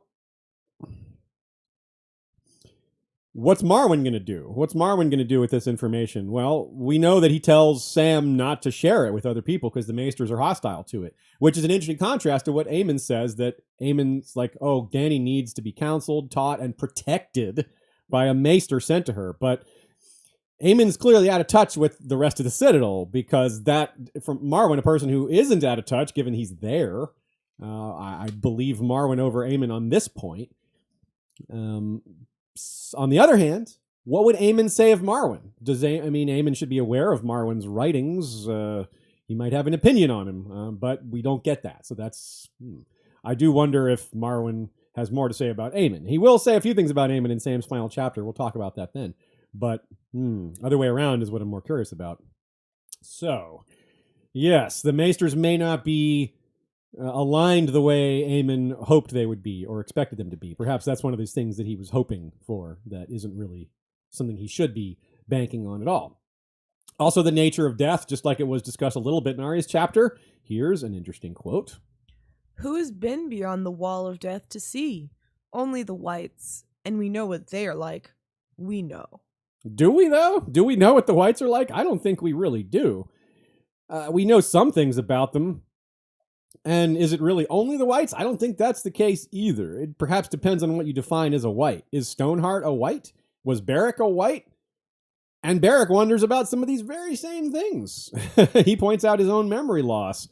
And but he hasn't clearly lost all his memories. So whites do have some memories, apparently. What about Jon? Is Jon going to be a fire white? We've talked about calling him that. Is that an appropriate term? Is that what Aemon means when he's talking about? Would Aemon consider Jon a fire white if he was there to see it? I don't know. What about Melisandre? I don't know if she's ever died, but she's of an beyond normal lifespan. It's interesting to think about this. There's people who have maybe seen the other side that aren't whites, but he's not wrong that at least the whites have seen this too. So, very curious. Another one, like, what about the Kyborg, Robert Strong? Does he have memories? I don't know. Gilly is another important part of this chapter. She's much improved in terms of her mood. She's doing better. It's good to see. She interacts with the crew. She's, has her moment with Sam. It's good to see her recovering. She has more reason to hate Jon than anyone else in the world, but she's the one that explains to Sam why, it's hard, but she understands it in a way. She's sort of made peace with it. Not that she definitely agrees, but she's over it as much as she can ever be over something so traumatic. But it sounds like she's forgiven him, and that's good for Sam, because Sam, of course, as someone who loves Gilly, wouldn't want to go against her on such an important thing. So she's sort of leading the way here and saying, look, it's okay for you to forgive Jon too. And this name, the way they think of naming the kid Aemon Steelsong, well, that's cool. Good name. And there's an Aegon Battleborn as well. It's like Aemon Steelsong and Aegon Battleborn. Of course, Aegon Battleborn is a Frey outlaw. So I don't know what the deal with him is.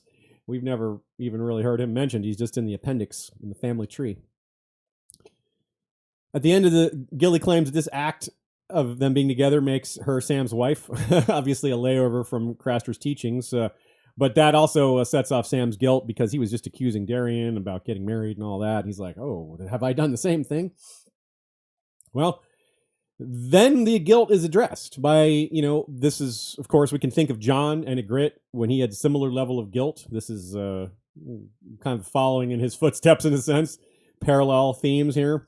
Thinking about the words, the oaths, but also the duty and how the duty they have to this person to be good to them now that they've established a relationship of sorts. So Sam thinks it through, but ultimately it's interesting too that the shadow of Aemon's death is over all this, because it's Aemon who taught Jon about duty and love and everything. And here comes Kojimo to give an entirely different take. Yeah, Aemon is wise and experienced in a lot of ways, but Koja is a vital piece of the love versus duty theme here. She's been taught about love and duty from an entirely different way. Sam has learned it from a guy that emphasized duty over love, who chose duty in a realm that really emphasizes duty over love, whereas the Summer Islanders don't. The Summer Islanders seem to esteem them equally, or perhaps put love above duty. So that's part of why it's so important to get other takes on that philosophy. Westeros is obviously not the world, and as much as, especially if you're from the U.S., you're probably more used to the attitudes that come from places like the Night's Watch than you do from places like the Summer Islands. But Aemon, he's an old man of royal magical blood. He's an academic. He has not experienced the world. He's never had real relationships. He doesn't have love experience. As sad as it sounds, it's a fact, right? Has felt love for his family, but he's not felt romantic love. Kojimo has a hugely different upbringing. Her life has been all about travel and experiencing the world. She's not soft by any means. She's the commander of the archer squad on the ship, a job of esteem and importance in a world where piracy is widespread. So it's doubly important because, as valuable as Aemon's advice has been to Sam, he's still the son of an extremely abusive father who forces and expects very, very strict and specific codes of behavior. It's important for Sam to be open to new perspectives from other authority figures, people he respects, people he can move on from, people who can help him move on from what he learned from his father, from some of the worst aspects of Westerosi culture that are weighing him down, and learning that these things are not universal. They may be powerful and strong in Westeros, but they are not worldwide. And perhaps it's a cultural thing too for the Summer Islanders. They seem to pay attention more, or at least in this scene it seems that way, that they are more observant about moods. Maybe that's because they care more about such things. It's more a cultural value. So Koja seems to understand that, and so does Kahura Mo, that working is going to help him rather than wallowing in despair and wallowing in anxiety, and they're thinking too much, getting out there and being in the sun and scrubbing the deck and all this stuff. It's better, right? That's the therapeutic. And Sam maybe doesn't understand that, but he maybe starts to realize it after the fact. And here's the lesson from Koja. This is just really good. It's pretty perfect. There is no shame in loving. If your Septons say there is, your 7 gods must be demons. In the Isles, we know better. Our gods gave us legs to run with, noses to smell with, hands to touch and feel. One of the lessons here is a lot of ways to interpret this, but just simply put, appreciate life for what it is. Use what the gods gave you. It's really well-timed advice, too. And Gilly, it worked on Gilly, too. It's about seizing the moment, too. Life is full of ups and downs, especially these guys' lives. You never know when some awful disease or Euron or winter will strike. So enjoy it while you can. And this is their moment. They're out on the ship at sea. When are they going to have a better chance than this? Maybe they will, but maybe they won't. So take it while you can again. And Sam has seen the apocalypse coming. He's killed another. What kind of a world doesn't allow the only living killer of an other to have sex? Come on. Let him have a little fun. Let them both have a little fun. Yeah. So he thinks his oaths, though. His oaths really weigh him down. He thinks he cannot have a wife. Gilly's like, look, you said that oath in front of a weirwood tree. Quote. In the forest, they see all. But there are no trees here. Only water, Sam. Only water. And you wonder about that. Can they really, I mean, are they only being seen by somebody else? I think they probably could be seen by Bloodraven or whoever, but I don't think they'd care. I think that's the bigger point. It's like, nah. I don't know. I think Bloodraven's a perv. He'd care in that way. He wouldn't care about the broken vow, but he'd be like, yeah. Yeah, that fat pink Mast. By the way, shout out to Fat Pink Cast. I don't think they're active anymore, but It was a really well-named podcast. It that was, running for and a there's while. still plenty of episodes. Yeah, they do have plenty of episodes. I think maybe they changed their name. I'm not sure. Someone should look that up for us. I should have done that before this episode, but I'm just now thinking of it. So, and of course, there's other factors besides Bloodraven. I mean, you've got things like glass candles. I mean, we're actually heading towards a place that has several glass candles, and that's a device that supposedly allows you to see far away. So, but yet again, if you're using your glass candles to watch a couple people have sex on a ship, then I've got better ideas for what you can use with those candles. Also, Aziz, their last episode was 5 years ago. Okay, then. Yeah, I guess too they're not bad. active. But still, I recommend going back. Yeah. There is run by 3 ladies. Mhm, yeah. Good. Some of y'all probably have heard them before. Maybe I'm firing up a memory there for you. The horn. Another briefly mentioned here is that of all the things Sam gave up to pay for their passage, he didn't give up the horn. Of course, the horn is a broken horn. And they just probably didn't think it was worth anything. They're like, yeah, that's not going to get you anything from us. So, but it does get mentioned, and he's bringing it to Old Town where Euron may fix it, blow it, do all sorts of damage, or excuse me. I'm coughing, I'm sneezing, everything today.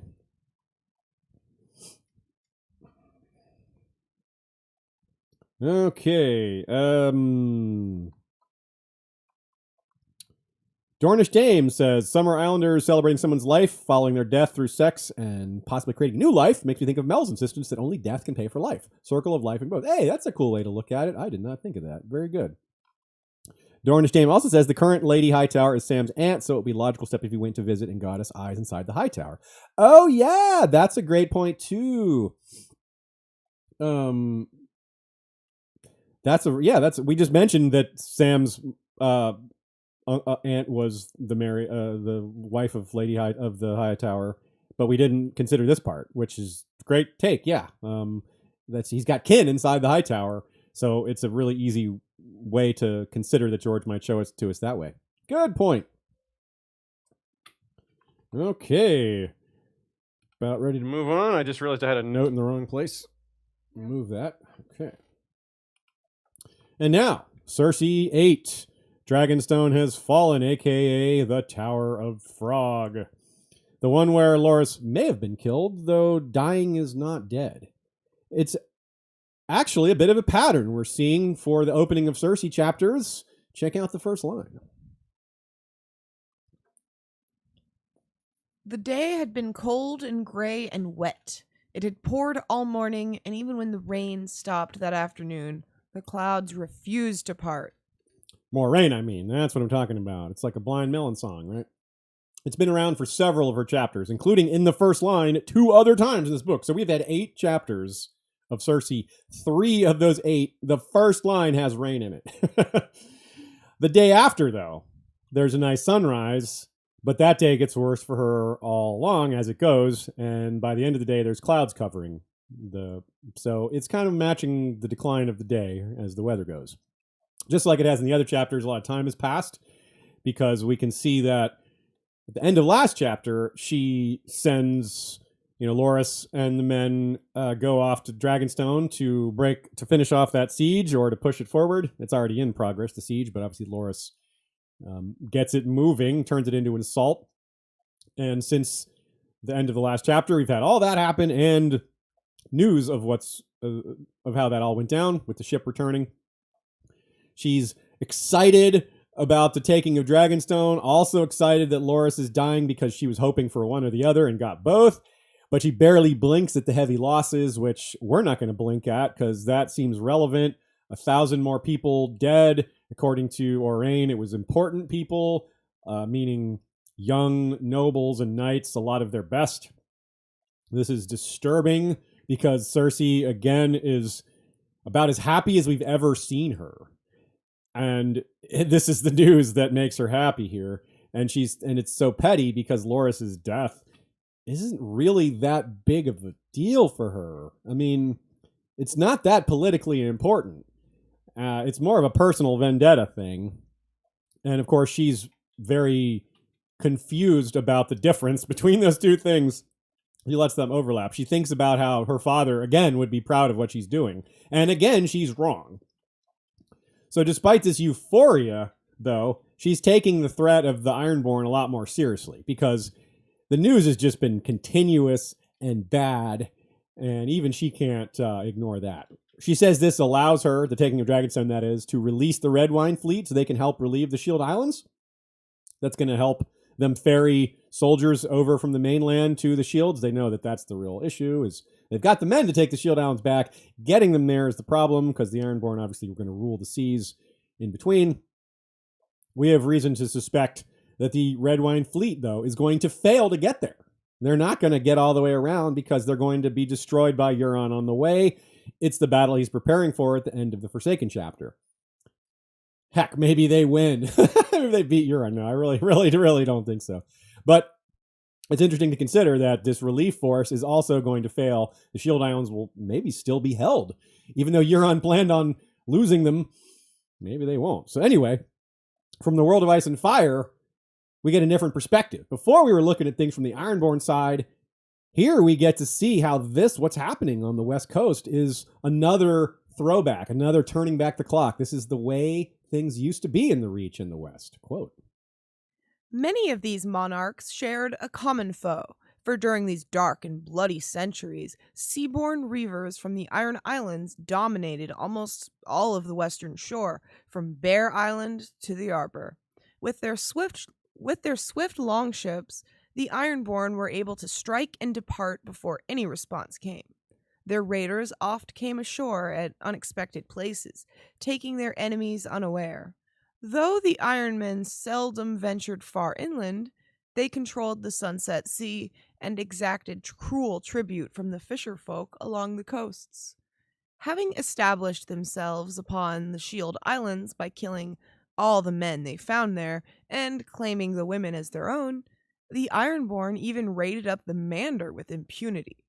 King Cohorid, the most fearsome of these Ironborn overlords, boasted that his writ ran, "Wherever men can smell salt water or hear the crash of waves." Ironborn clamor for a return to the old way, something Balon tried and failed to bring back, but this is pretty much it. This is the old style. The way is one thing, the culture is one thing, but having the West Coast open to them, the raiding up the Mander with impunity is what they're doing right now. So really, this is far more of the old way being reborn than anything Balon aimed for or certainly succeeded. And look at that last line, "Wherever men can smell the salt water, hear the crash of waves," he boasted about his writ. Now, what does Euron say during the Kingsmoot speech? Quote, "We are the Ironborn, and once we were conquerors. Our writ ran everywhere. The sound of the waves was heard." and there you go. This King Cohorid the Cruel, he was called in the Reach, just happened to capture and sack Old Town and take lots of prisoners back to the Iron Islands where they served as thralls. Now, Euron taking a bunch of prisoners back to the Iron Islands used as thralls, that's where I think there's a little difference here. But what Euron might do with a large group of people, I really wonder about that. He's already shown sacrificing a person or two can change the winds. We see this through Makoro. We see this through Melisandre. So changing the winds with a sacrifice is apparently possible. We've got enough evidence to be pretty confident there. What happens if you sacrifice a whole bunch of people at once? Does that cause like a storm? Something Euron has called himself? I am the storm, So that's the thing. In order to sacrifice a whole bunch of people, you need a whole bunch of people. And well, Old Town has that. So it's one of the many things Euron might do with Old Town in addition to the Horn, in addition to the Citadel, in addition to going to the top of the High Tower, in addition to looting artifacts, in addition to whatever. There's all these people. That's part of the picture. Their blood might be used for some sort of awful magic, let alone what happens to the city itself. So, goodness, this is something we just got to know. This is exciting. Back to King's Landing. Taena doesn't show up that evening, and Cersei doesn't think anything of it, but perhaps the news from Dragonstone spurs her to action. She's consoling Marjorie, and as a spy, that might be a great time to get something from her. And as Nina writes, it's where Taena needs to be. It's where a lot of these highborn women are expected to be. The queen meaning Marjorie, not Cersei, her brother has just received a fatal injury. So, of course, consoling her, spending time with her, that's just normal, right? You console your other constituents or your other compatriots about things that happen, even if you're not necessarily close to them. It's still, good manners, right? And so Taina does show up the next day, though, to talk to Cersei, and this is when she encourages Cersei to shirk her queenly duties, saying, hey, let's dress up as commoners, go and hang out at bars and see what people are saying. This is another piece of evidence that Taina's a spy, by the way. This is the kind of thing that we see spies do. You dress up as somebody else and go listen to what people are saying. This is lower level spying. This isn't, sneaking through the walls and stealing documents, but still, this is in line with what the type of whispers that, say, Varys collects. And, of course, we suspect Taina is working for Varys specifically. And Joe writes on the same subject, as readers, our time in King's Landing has taught us to be suspicious and cynical about basically everything. So why is Taina suggesting they go off into the city? Is this a suggestion from Marjorie to get Cersei out of court so they can issue some declaration, or just something even more extreme like murdering Cersei while she's in the city without guards? I mean, that's probably not it, but it's worth considering. It's certainly possible. I mean, I don't think Varys wants Cersei dead because he wants her in charge and ruining things. So that's still, though, it's worth considering. I wonder, I feel like if they had tried to kill her, I guess Varys would have known and stopped it. Oh, wow. He's like, don't kill her. Yeah, he's like, no, exactly. Because you feel like the Tyrells, if they wanted to kill Cersei, I think they could have. Yeah, that's a good point, actually. Like, Olenna might want to take her out and be like, yeah, look, like they can poison her. They can do, there's a number of ways they could have killed her. They've had access enough. Especially now that what she's doing to Marjorie. Like, I don't know if Olenna, how aware of that she is of this plotting. Like, I'm sure Taina has told Varys about it, but Varys would be like, yeah, let her do it. Let her screw both of these houses up. Yeah. let her cause them to go to war with each other. Speaking of Cersei just not caring about what happens to innocent people or soldiers or whatever, more innocent dwarfs are at her feet now, more bodies thanks to Cersei's bounty on Tyrion. It's so typical of her reign that people are killing and dying over something that has essentially no chance of working. Tyrion is connected, meaning has powerful friends. A common person might see him. That's pretty unlikely, but I suppose it's not impossible in theory. But capturing and killing Tyrion? When you're, a poor guy walking down the road, how is that possible? It just reminds you that when there's an awful leader at the top, it empowers awful people below, even if it isn't always direct actions that causes it. It's just these attitudes trickle down. Some are a lot less awful, though. In one case, we have a person that shows up with information on dwarfs, but doesn't actually bring any heads, just information. So that we get to do some dot connecting. Here's a quote. One said that the imp was hiding in an old town brothel, pleasuring men with his mouth. It made for a droll picture, but Cersei did not believe it for an instant. The second claimed to have seen the dwarf in a mummers show in Braavos. The third insisted Tyrion had become a hermit in the Riverlands, living on some haunted hill. Not sure about that Old Town brothel bit. I don't know. Maybe we'll hear about that one later. Maybe when we see more of Old Town, we'll find out there's a dwarf sex worker there, and that'll be that. But the mummers show in Braavos we do know of. It's probably Bobineau, the actor, who does portray Tyrion in a play called The Bloody Hand. So that's a little closer because it's actually an actor playing Tyrion. We saw a version of that on TV. It wasn't a mummers show. It was because that mummers makes it sound like they're not speaking. Certainly they had lines on the TV version, and it was pretty entertaining, actually. The third one mentioned, of course, is the Ghost of Highheart, a sly nod to a giver of prophecies, which is a big part of this chapter. Not her, but a different giver of prophecies, Maggy the Frog. Now, interestingly, too, the Ghost of Highheart is connected to Aemon and Rhaegar. She is referred to as a dwarf woman, but otherwise she has nothing to do with Tyrion. And yeah, so she's the one that showed up along with Duncan the Small and Jenny of Old Stones to introduce the prophecy that the prince that was promised would be born of the line of Jaehaerys and Sarah, which is, the line of Aerys and Rhaella and Daenerys and all these folks. So Daenerys is probably the one. But still, interesting that it came from her, of all people. And that's a segue to Maggy the Frog. We, of course, explained all this back at the start of her arc so we could keep it close in mind as we read her chapters. So we did the groundwork ahead of time on Maggy so that we could be watching it play out. So we don't have to go through all of the prophecy stuff here, but some of it will still go back through because it's we have some different things to say. The man from Tyrosh bringing her a dwarf had used the term Valonqar, which was a bit of a trigger for Cersei sitting to chill through her. Remember, she hadn't really told anybody about this, although she certainly starts to. George has Cersei and her friends when she's thinking of it, when she's remembering, it's like they've stepped into another world, going into Maggy's tent. But honestly, it just sounds like a Trader Joe's to me. Quote. The inside of the tent was full of smells: cinnamon and nutmeg, pepper, red and white and black, almond milk and onions, cloves and lemongrass and precious saffron and stranger spices, rarer still. Those are all food. I really like your description of this. Just almond milk. Yeah, it's a Trader Joe's. It's literally all food. There's even a single example that isn't food, other than the stranger spices, rarer still. But still, they're spices. That's still just food. And it's appropriate, though, to introduce her that way. She had married a wealthy merchant, which that might be a story worth hearing. This person married a wealthy merchant? Wait. Why did this merchant marry her? Anyway, I don't know. But they founded House Spicer. Yes, strange spices. Yeah.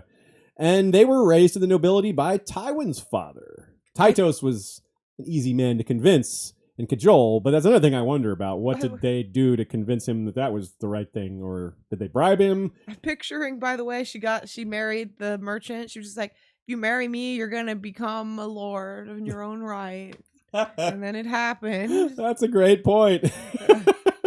But no, I do just genuinely just imagine like anyone else, she can have love connections. Yeah, definitely. I mean, she's older now. It's hard to imagine her at her age and what she looks like in this situation. But she wasn't always like that. Yeah, definitely. That's true. Obviously, even at this point, Maggy was old at that point. She's no longer alive at this point. So yeah, you're right. She had a whole life before any of this. Still, it might be a good story. Yeah, and if as you're about to say, she's Jane Westerling's great-grandmother. Yeah. So she's probably not that unattractive back then, too. Yeah, probably not. Yeah. I mean, again, that's definitely what I was thinking when you're like wealthy merchant, like probably isn't marrying like ugly people. Maybe, like you said, love is love, and but still. Love or promises of power, Yeah, so it could be a good story. Anyway, yeah, so that would have been Jane Westling's great-grandma, or is Jane Westling's great-grandmother. So if Jane and Robb had a kid, Maggy the Frog would have been the great-great-grandmother of that child. That's kind of funny. So here's the thing George did to link Cersei and Ned. This is why I called the chapter The Tower of Frog. Quote. She dreamt an old dream of 3 girls in brown cloaks, a wattled crone, and a tent that smelled of death. Now here's Eddard 10. He dreamt an old dream of 3 knights in white cloaks and a tower long fallen, and Lyanna in her bed of blood. So you have a woman, the smell of death. You have 3 knights in white cloaks versus 3 girls in brown cloaks. He dreamt an old dream. She dreamt an old dream. Boom. Also, there's this line. They were 3 in the dream as they had been in life. And there's in the dream, his friends rode with him as they had in life. So George is calling back the Tower of Joy for sure. In his dream, Ned is filled with milk of the poppy and pain because he's just broken his leg after facing Jaime in the streets there.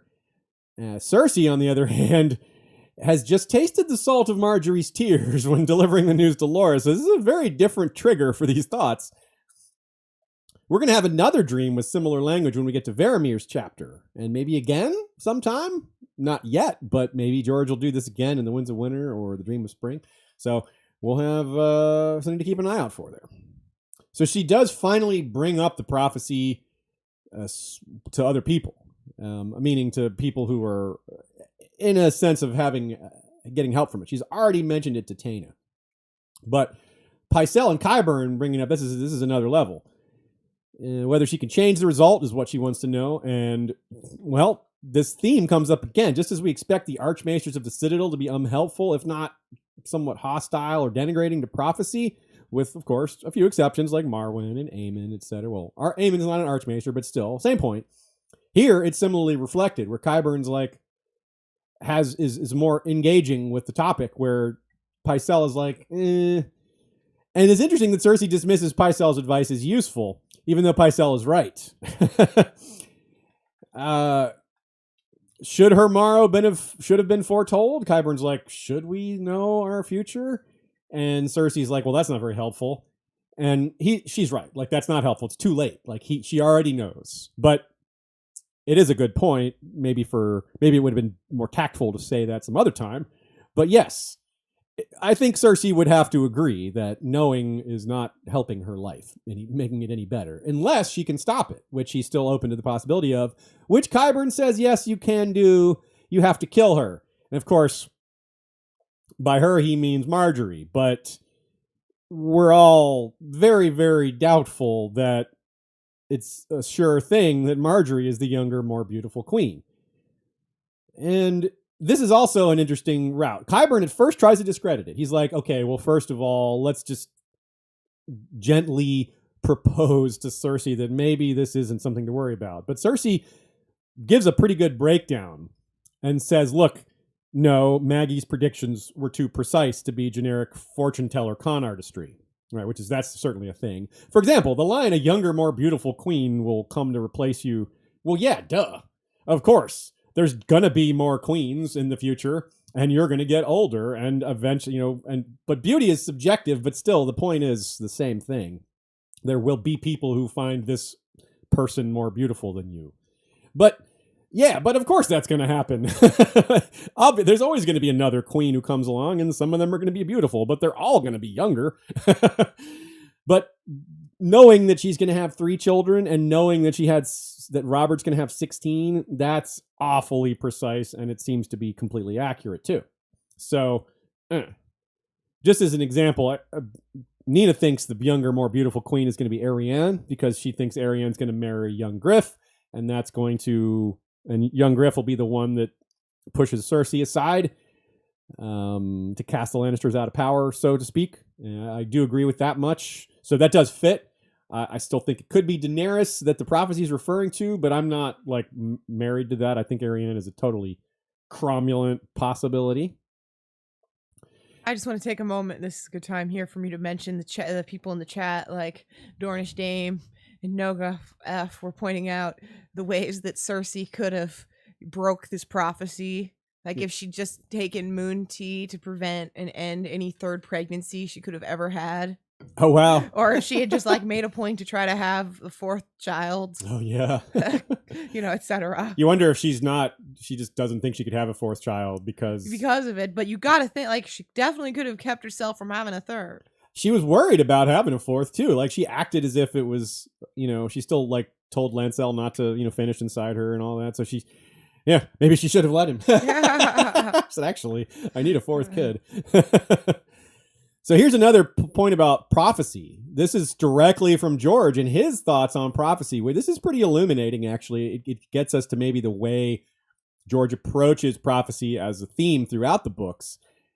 Here's the question asked of him. Surely the plot is very unpredictable despite all the prophecies you give to help us. Prophecies are, a double-edged sword. You have to handle them very carefully. I mean, they can add depth and interest to a book, but you don't want to be too literal or too easy.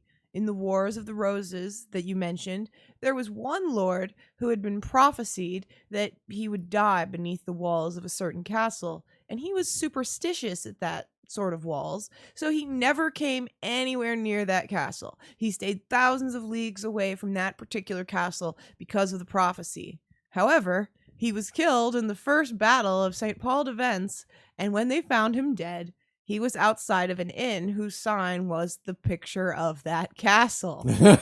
So, that's the way prophecies come true in unexpected ways. The more you try to avoid them, the more you are making them true, and I make a little fun with that. yeah, she's casting herself down. She's making the prophecy come true by going after Marjorie in such dangerous ways. The younger, more beautiful queen will come to, cast you down and take all you hold dear or whatever. She's making this happen by plotting against Marjorie in ways that harm herself. Yeah. But if we look at George's words, try to apply it to the entire series. Well, one of my favorite theories is the one about Euron being awakened by Bloodraven as a possible green seer, as a possible savior of the world, whereas Euron might be the one that causes the others to be free into the world again. Not the one who awoke them up, obviously they're already awake, but meaning the one who brings down the wall. So wouldn't that be the ultimate of all these different prophecies that are self-fulfilled? By trying to prevent a prophecy from happening, you cause it to happen. Well, if Bloodraven was out there trying to prevent the return of the others or trying to stop the next long night, he may have caused it by awakening Euron in this way. So obviously that's something that we can't be super confident on as a theory, but I think it's strong and worth considering, and we'll keep an eye out for more evidence for it later. So one thing that happens to people, this is something I understand pretty well from my own experience in life, which is that I used to be a former poker player professionally, and what Cersei's doing here is very much akin to what a gambler on a hot streak does. Someone that's running good. They're having a lot of luck in a row, which happens. And she feels like she's running good here. She's got Dragonstone and Loras and all these things are working out for her.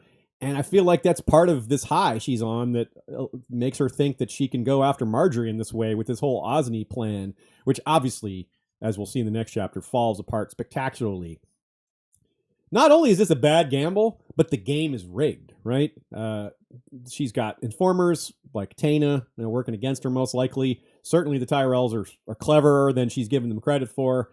We may have Varys in the walls along with Taena. So, yeah, Cersei, not as clever as she thinks she is, just like a lot of gamblers on hot streaks.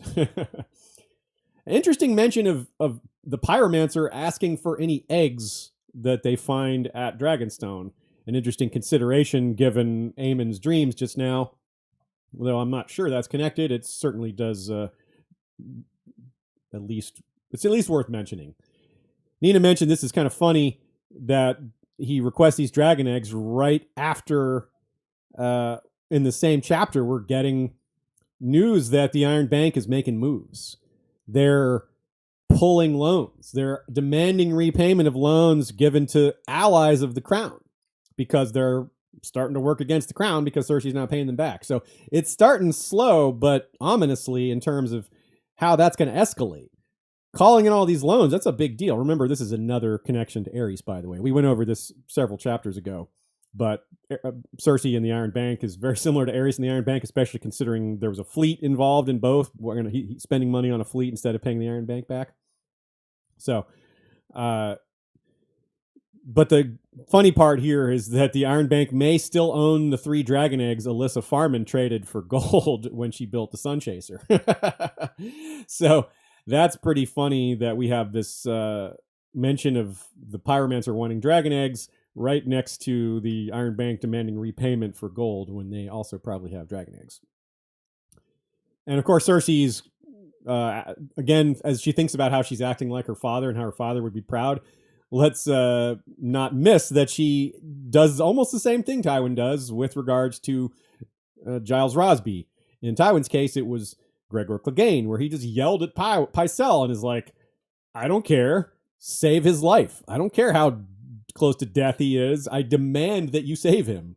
And that's what Cersei's doing with Giles Rosby. She's like, you will save Giles Rosby or else. Like, wait, he's literally coughing up pieces of lung. What is he supposed to do? But Cersei's concern here is Garth the Gross, the one who was going to be Master of Coin before Cersei quickly replaced that notion with Giles Rosby on the fly. Well, now Giles Rosby is no longer an option. And so here comes the possibility of Garth the Gross again. We also see that Marjorie is playing some new game from Volantis with her cousins. This might be Syvass. And that's interesting because we're about to see Syvass more up and close in the Princess in the Tower chapter, which is next week. I think next week or the week after. Anyway, I don't think we've heard of Syvass in King's Landing before, but it is established in Dorne because we know that Myrcella's been playing it with Trystane. Maybe Marjorie can have a game against Arianne or with young Griff. Joe notes that Loras's injuries sound very similar to Aerys Oakheart's, minus the chopped off head and the boiling oil. But the way he took crossbow bolts was almost identical. 2 crossbow bolts, one in thigh, one in shoulder. That's really similar. Certainly, Marjorie might be. We've seen evidence that Marjorie is maybe sharper than she's seemed at certain points. Sharper points. She commands Cersei to give the full story of Loras. Commands, and Cersei's like, commands, huh? I'll let that pass. But it could just be a bit of venting on Marjorie's part. But on the other hand, she senses Cersei is eager to give these details, so it's like an opportunity to sort of get a leg up on Cersei in their back and forth here. Maybe it's a little both. It's interesting how Cersei is, again, a little bit like Robert, talking about how ruling is just like, that's the one thing Robert was right about, is that ruling is blah, blah, blah. It's really tedious. And she, again, compares herself to Robert when she sees Jalabhar Joe and thinks about how she's just putting him off like Robert did. And just like, next year. And of course, it's funny that we get Jalabhar Joe mentioned this chapter. It's 3 chapters in a row with Summer Islanders. All right. I don't think there's any Summer Islanders in the next chapter of Brienne. But hey, maybe one of the brave companions was one. We just don't see it. The warrior sons, of course, piling on and on. They just keep growing in presence. And as we said, some time has passed here. So a notable difference here. We've seen about 100 knights turning up, joining the ranks. And Cersei has issues here, a couple of issues here. She's not liking how they're being aggressive towards the brothels. She says, look, brothels are important. We need men to be able to go do that, or they're going to start killing people. It's one of the things you kind of agree with Cersei on. She's like, that's actually, it's one of the reasons why legalized sex work is a pretty good idea. But that's not why Cersei says it. She's just more concerned with her own power and control. But here's a great catch from Nina. The debate with the High Sparrow Septons on that topic reminds us of an anecdote from history. More protest came when Baelor went on to outlaw prostitution within King's Landing, and no one could impress on him how much trouble that would cause.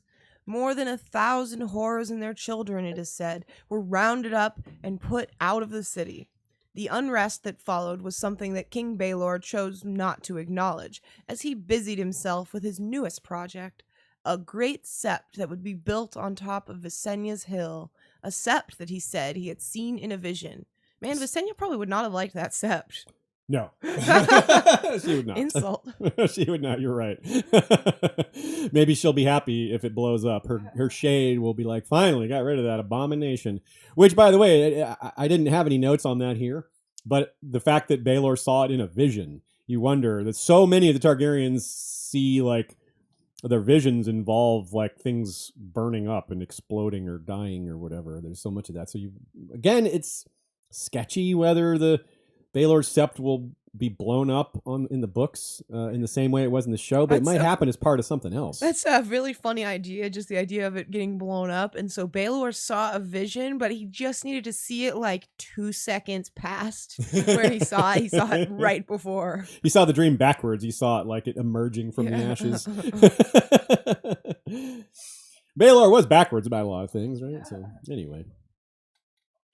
So it doesn't really click with Cersei about the knights coming into the city and how this is going to be a problem if it continues. She's just sort of handling these problems as they come, not really looking ahead. But she is more concerned with Lancel returning to the city, which that is a real concern because he knows things that can incriminate her. So that's real bad. As before, it's clear Marjorie has continued with pushing Tommen to take more power in order to improve her own share while lessening Cersei's.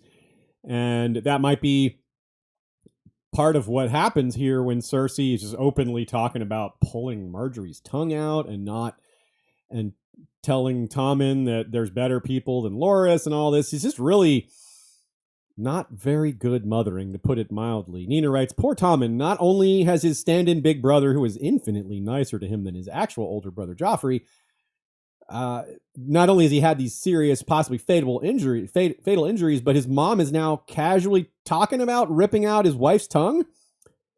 What? I mean, this is very oblivious, very mean, right? They're just very self-centered. Note that Cersei doesn't even think about informing Tommen.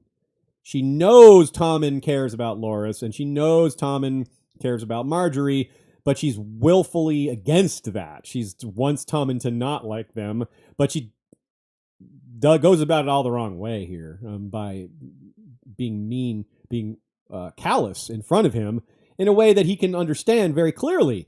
I mean, this is it causes him to step up a little. He gets some spine and yells at her, and well, Cersei handles this the way she handles just about any back talk, which is with threats. Of course, the threats are against this whipping boy, which Tommen, being gentle and compassionate, doesn't want that to happen, so he backs down. But only for now. Cersei thinks to herself she would kill half the lords in Westeros and all the common people if that's what it took to keep him safe. In a vacuum, well, okay, a mother, being viciously protective of her kid is one thing, but she really would kill half the lords in Westeros and all the common people. It's not hyperbole. It's not just talk. She really is that ruthless, and also her notion of what keeps him safe is just wrong. Like having Loras and Marjorie, if she were friendly towards them and made a little bit less combative and less conspiratorial and less paranoid, this might go decently well. Sure, the Tyrells would still try to get one over on her from every once in a while, but it could be a good working relationship, especially if Tommen and Marjorie genuinely like each other and Loras. Like, this is the type of thing that we see all over Westeros as relationship building. That's why Bronn Jean Royce wants Sweet Robin to hang out with Harold Harding and all these other young lords of the Vale so that they become friends. It is a path to peace. That's the whole point of the fostering system and the squiring system, is that these lords and ladies and knights have personal relationships that help them avoid these great civil conflicts in the future. It's very important to peace. Cersei's undermining that as well as so many other things. Cersei knows how many small folk too. This is another thing that she just turns a blind eye to or willfully gets mad at. She's thinking about how 3,000 commoners turned out to cheer Loras when he left for battle.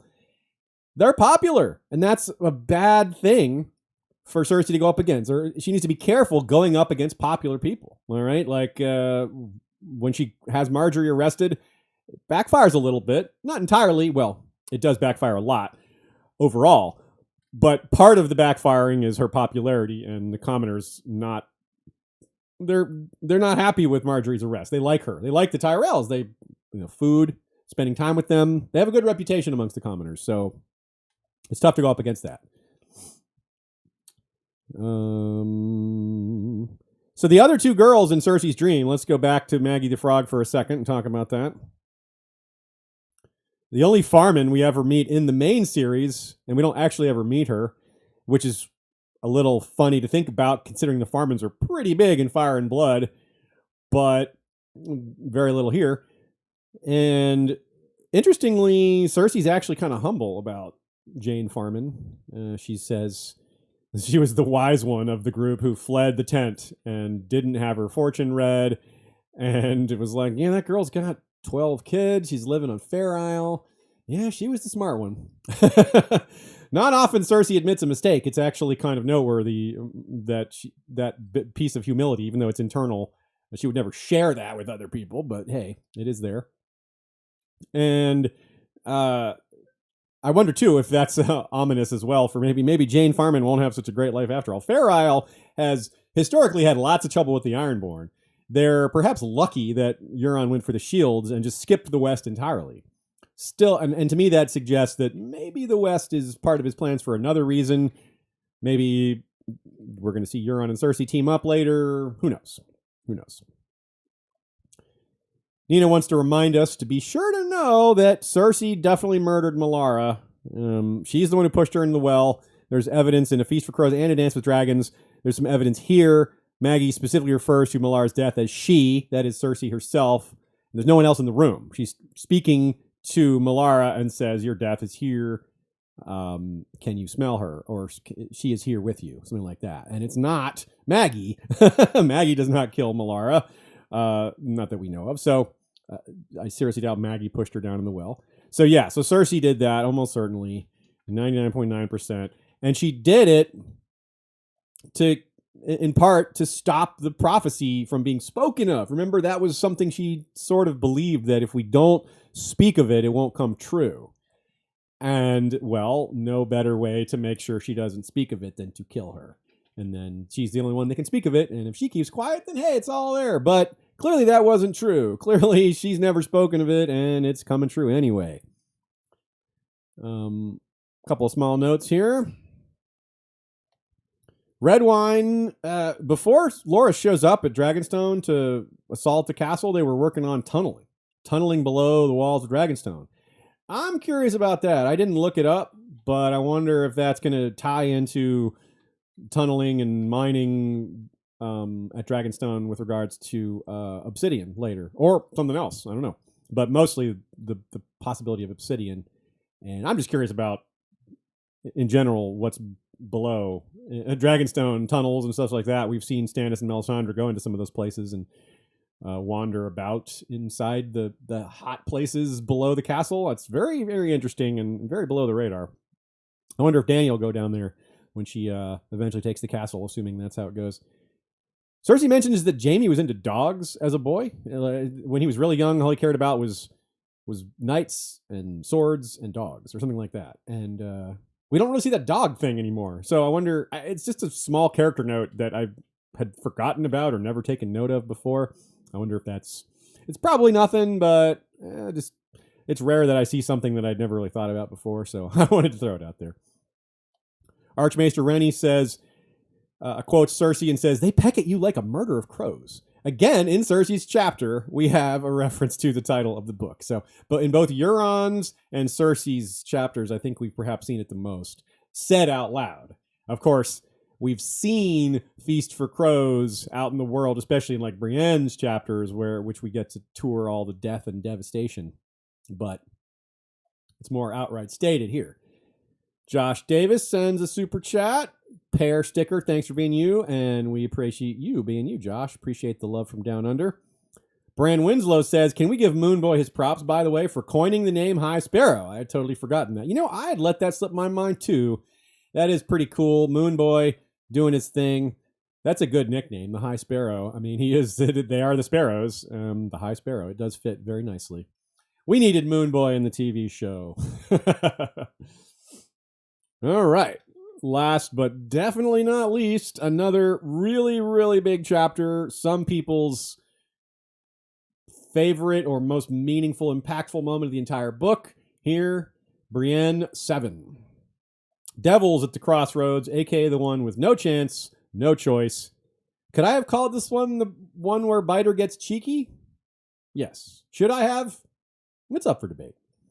I call them devils because they were loosed from the flames. It's not just because they're awful people. That part fits pretty well and needs little description.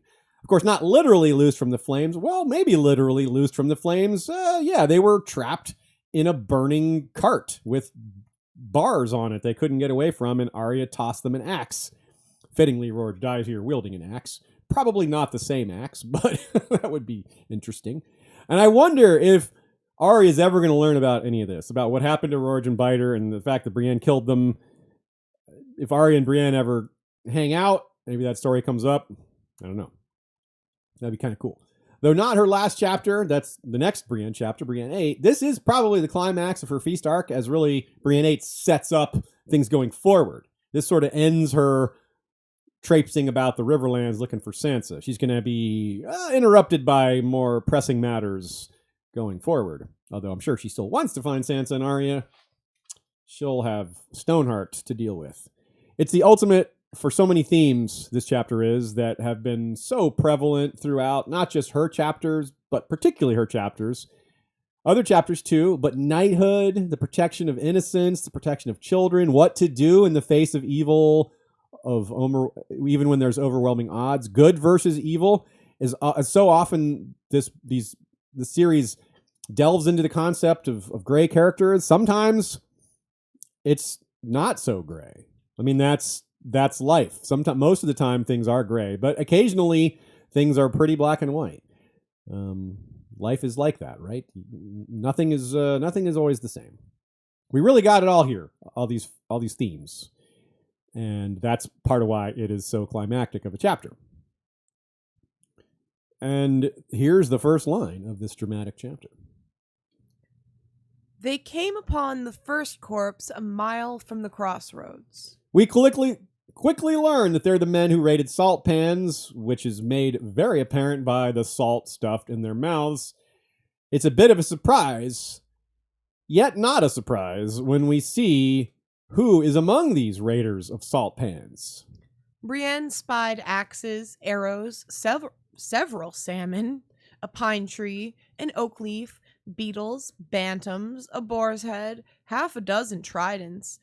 Broken men, she realized, dregs from a dozen armies, the leavings of the lords. Since Maribald has taught her so much, and elder brother as well, she doesn't just look at these people as simple, awful criminals that deserve what they got.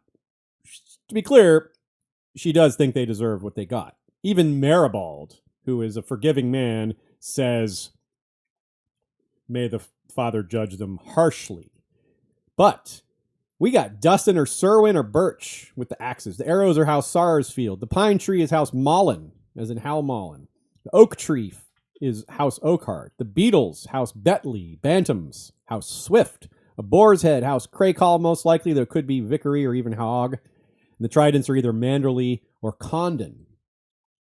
These are a variety. Like Brienne says, a dozen armies. You got people who were on opposite sides before that have come together over being broken men.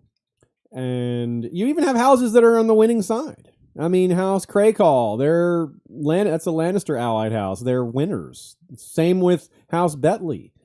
Same with House Swift. Same with House Oakhart. Same with House Sarsfield. Most of these are winning side houses.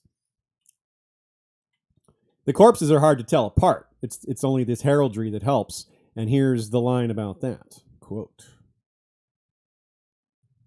On the gallows tree, all men are brothers. Brienne had read that in a book, though she could not recall which one. Yeah. Reminds me a bit of the fake Bran Rickon or Davos and his, the chicanery with fake Davos up there at White Harbor. This inn has had many names. It's a theme that we've seen in a few places. We talked about it a lot with the Hound's helmet and how the identity carries forward the place. Sometimes the name changes, but it's still the same place. In this case, the name changes, but it's still the same helmet and the same attitude, the same similar type of people wearing it, or at least everyone's associating all those things with that character. We associated this with the concept of emperors that rule for or kings that rule for a couple hundred years, and say, well, how is that possible? Maybe it was a dynasty represented by one person, but actually they just all had a similar title. Something like that. This is a microcosm of that theme, sort of in reverse, because it's the same location with a different name rather than a name that carries forward that is perhaps actually applied to different people. So, Sir Hyle says they could call it the Crossbow Inn. Sir Hyle says they could call it the Gallows Inn.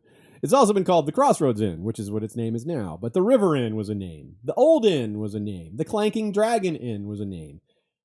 We could also call it the Hangwoman's Inn, the Inn of Stoneheart, because these men hanged are by the Brotherhood Without Banners. And they were lured to their deaths rather than directly confronted. Next chapter, we're going to get this line.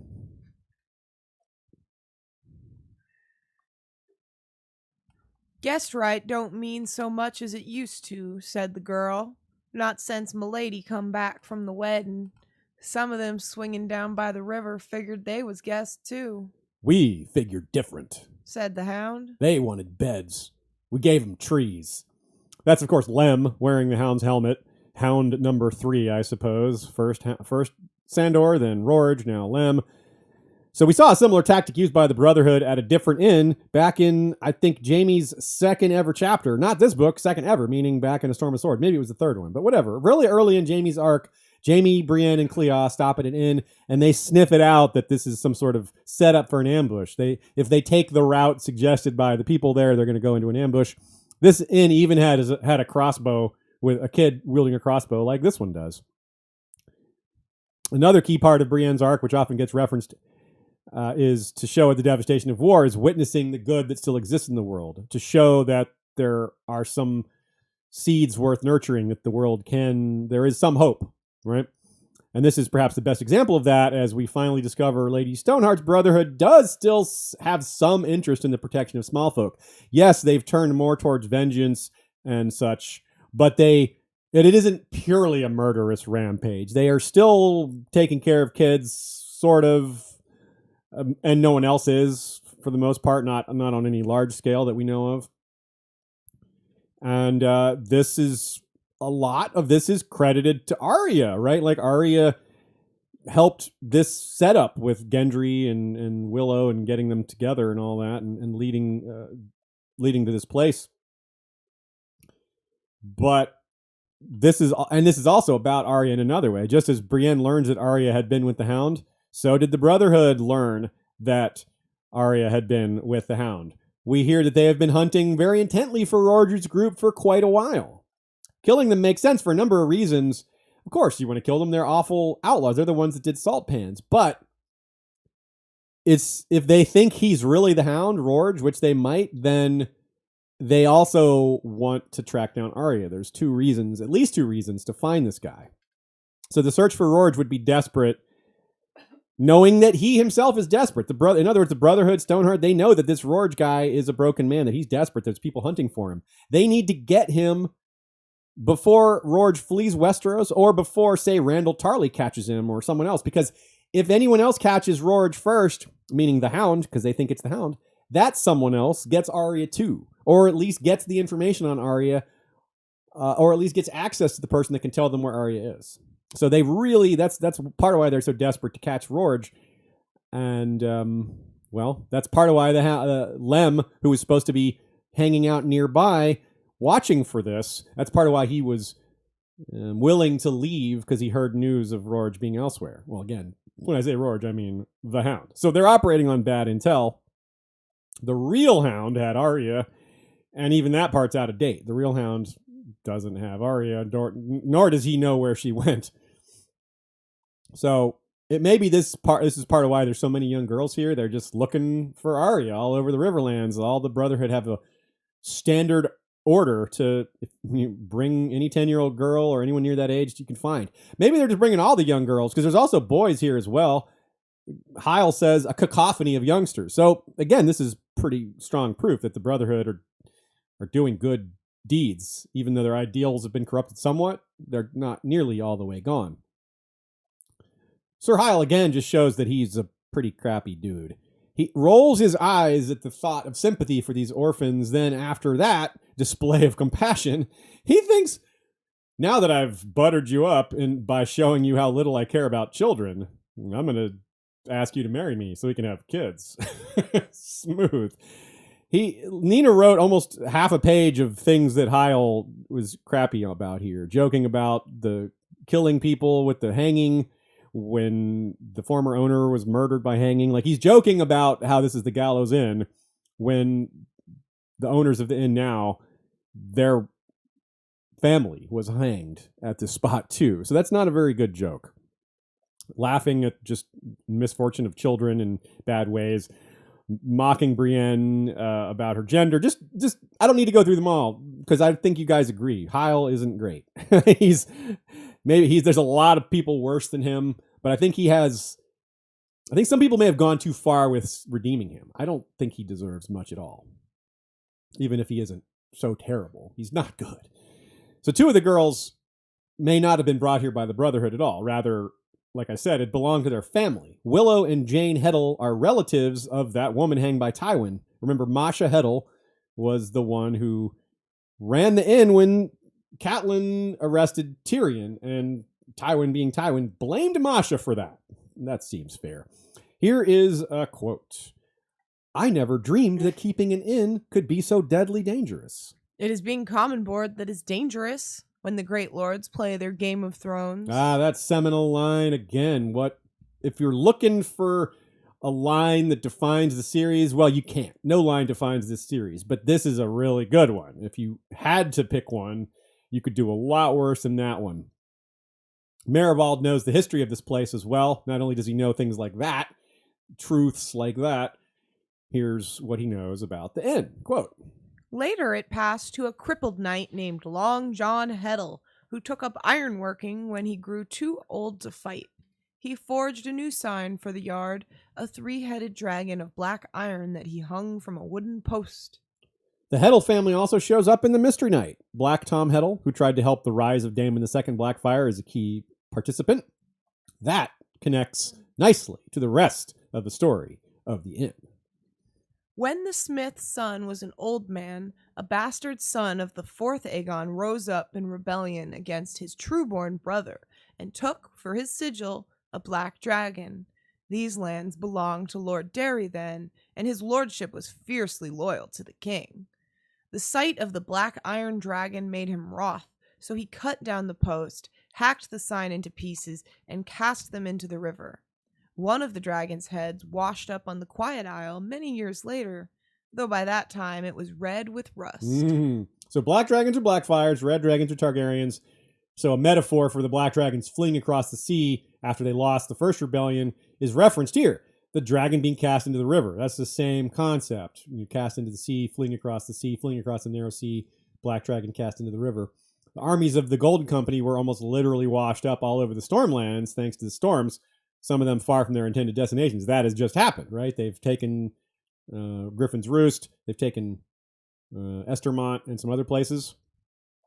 And, well, so the black dragon has washed ashore again, covered in the same red rust that makes it look like a red dragon, because Aegon is being sold to the realm as a red dragon when he's quite possibly a black dragon.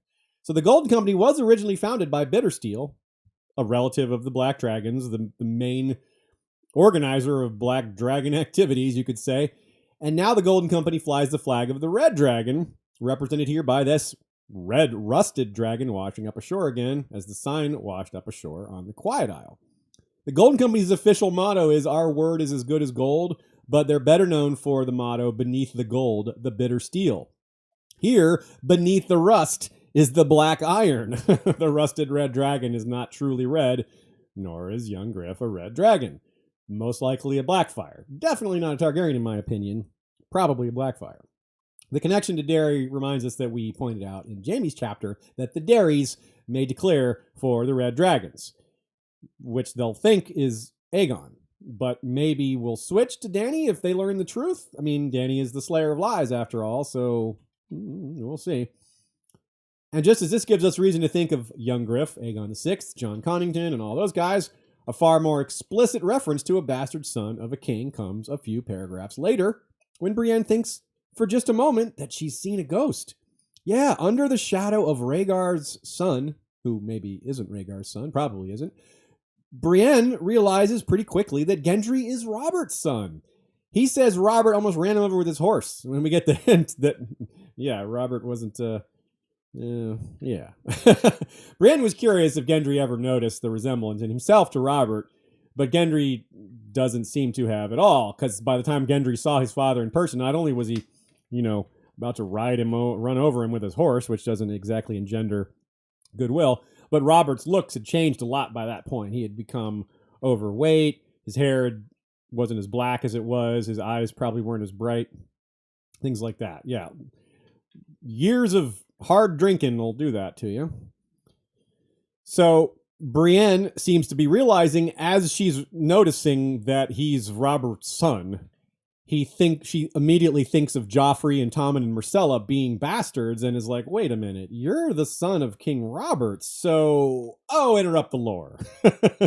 Interrupt the lore right at us. It's just as she's about to reveal this to him. Here come the brave companions, showing up, 7 of them. I don't know. We don't get a chance to come back to this. I mean, even when she's cut down from the rope at the end of off page at the end of her next chapter, in between the chapter with Jaime, Gendry's already left. He's gone back to the inn. So will she get a chance to communicate this truth to anyone? I mean, she doesn't have to tell Gendry directly. Maybe she tells the rest of the Brotherhood. Maybe she already has. Because, I mean, we haven't been back to a Brienne chapter since she was hanged. We only see through Jaime's chapter that she's gotten away from the hanging, but that she's trying to lure Jaime off the road. So obviously that wasn't a ghost of Renly, but there are devils at the Crossroads, as I said. Kojimo told Sam if the 7 gods of Westeros denied their followers love, they're demons. Victarion hears tell of the knight Sir Harris Harlaw fighting 7 members of House Grimm, but one at a time. And here we go. It's a similar type of concept. 7, Brienne thought again, despairing. She had no chance against 7, she knew. No chance and no choice. Nina writes that Brienne stepping out into the rain to fight Rorge isn't just a supremely satisfying heroic moment, though it is. It's also emblematic of the most fundamental meaning of A Song of Ice and Fire. You don't do the right thing because it's easy, or because you know you'll win, or because you'll be rewarded for it. You do it because it's the right thing to do, right? Who was it that said everyone does their duty when there's no cost to it? It's the same spirit as her ancestor Dunk, who intervened himself to stop Aeryn's abuse of Tansel, although Aeryn was a prince and he was a nobody. It's the same spirit as Beric Dondarrion, offering himself to Amory Lorch to try to save an innocent beekeeper and his wife, even though he might have figured Amory would kill them all anyway, as he did. It's the same spirit as Waymar Royce facing down the other and saying, dance with me, not because he thought realistically that he could win, but because the duty of the Night's Watch is to stop the others, and that's what he had sworn to do. No chance and no choice is the true hero's mantra. The hero is the one who can sacrifice everything for himself or herself to save innocent people against evil, even if they know it's not going to work in whatever form it appears. This scene cements, if it hadn't been obvious already, Brienne's heroism in a situation where she could have easily done nothing, where she could have run away. It doesn't even enter her mind. She's met these children before. She doesn't know them at all. She's probably never going to see them again, but they're children against killers, hardened killers, and that's, in her mind, there is really only one choice here. Now, Sandor hates knights and knighthood. Though he may have been reborn in the Quiet Isle, he got into a fight at this same spot because he wanted to drink and found himself facing his brother's men. Brienne loves knighthood, and this is what a knight does, right? So compare the two. And Sandor had his fight because he's a, traumatized dude with little hope. He's a broken man. He wanted to get drunk, and then he ended up where he is now. Brienne is in the spot because she's being a brave hero. Let's unpack the conflict itself, right? 7 former brave companions ride up, which interrupts the lore. Gendry thinks it's the BWB returning because that's what was supposed to happen. And he's a member, so he knows what's going on. And this is, of course, one of their bases, so it makes sense to return there. But turns out it's not them, but it is men who say they're currently being chased by the Brotherhood. Bad luck to run from the Brotherhood and stop at one of the Brotherhood's bases then. But I'm not feeling generous enough to say that bad luck to bad people is a bad thing. Good. It's good luck for everyone else. Bad luck for them. So these are worse than Broken Men. They are desperate, but arguably they're even worse than Broken Men. Because Rorge and Biter and a lot of these guys, this is the kind of thing they were doing before they were desperate, right? They were awful guys before they turned outlaw, before they turned whatever they are now. And Brienne has dealt with these men before. She knows Rorge and Biter from being in their captivity at Harrenhal and captured outside of Harrenhal. Rorge was one of the men intent on raping her before Jaime jumped in with his talk about sapphires for her ransom, which is, of course, why Brienne whispers sapphires to him and when she kills him. And they, along with other bloody members, watched her fight in the bear pit. So this is at least the second time where they stand back to watch her fight. Last time, she had a tourney sword. This time, she has Valyrian steel. As his rage takes over, which, let's be honest, it doesn't take much to get Rorge enraged, he yells a bunch of derogatory terms at her, which is pretty fitting, even though it's, wrong to do that sort of thing. It's fitting that he would do that. It's fitting that Brienne would defeat someone saying those kind of things. It's like a blow to the concept that women are lesser. and she defeats him despite all his useless words. And she uses the same tactic she used on Jaime, which she learned from Sir Goodwin, which she remembers during this fight. Like it was with Jaime, when the Mothers came upon them, they watched. People watching Brienne fight. So that's the third time, I guess, then. and of course, there's the tourney of Rainbow Guards. So other people watching her fight then. Yeah. So I there's think several of in times. the show. Yeah. You remember in the show her and Arya? Oh, yeah. There's a big The the whole exhibition. scene. That's true. People watching Brienne fight is a thing. They're like, wow, she is really good. It's like you have to watch her to see it to be true, to believe it to be true. And then once you see it, you're like, yep, that's true. She is good. So then Biter shows up immediately when Rorik dies. Again, we point out how he looks like a hybrid of the Deep Ones with his white belly and his shaved head and pointed teeth, and eating someone doesn't exactly push that notion away. She hears other fighting on top of that, assumes Sir Hyle has joined in. Gendry probably has too, given that he's the one to kill Biter. And he, by doing so, reinforces this strange origin idea of having a foot-long, shiny tongue, you know?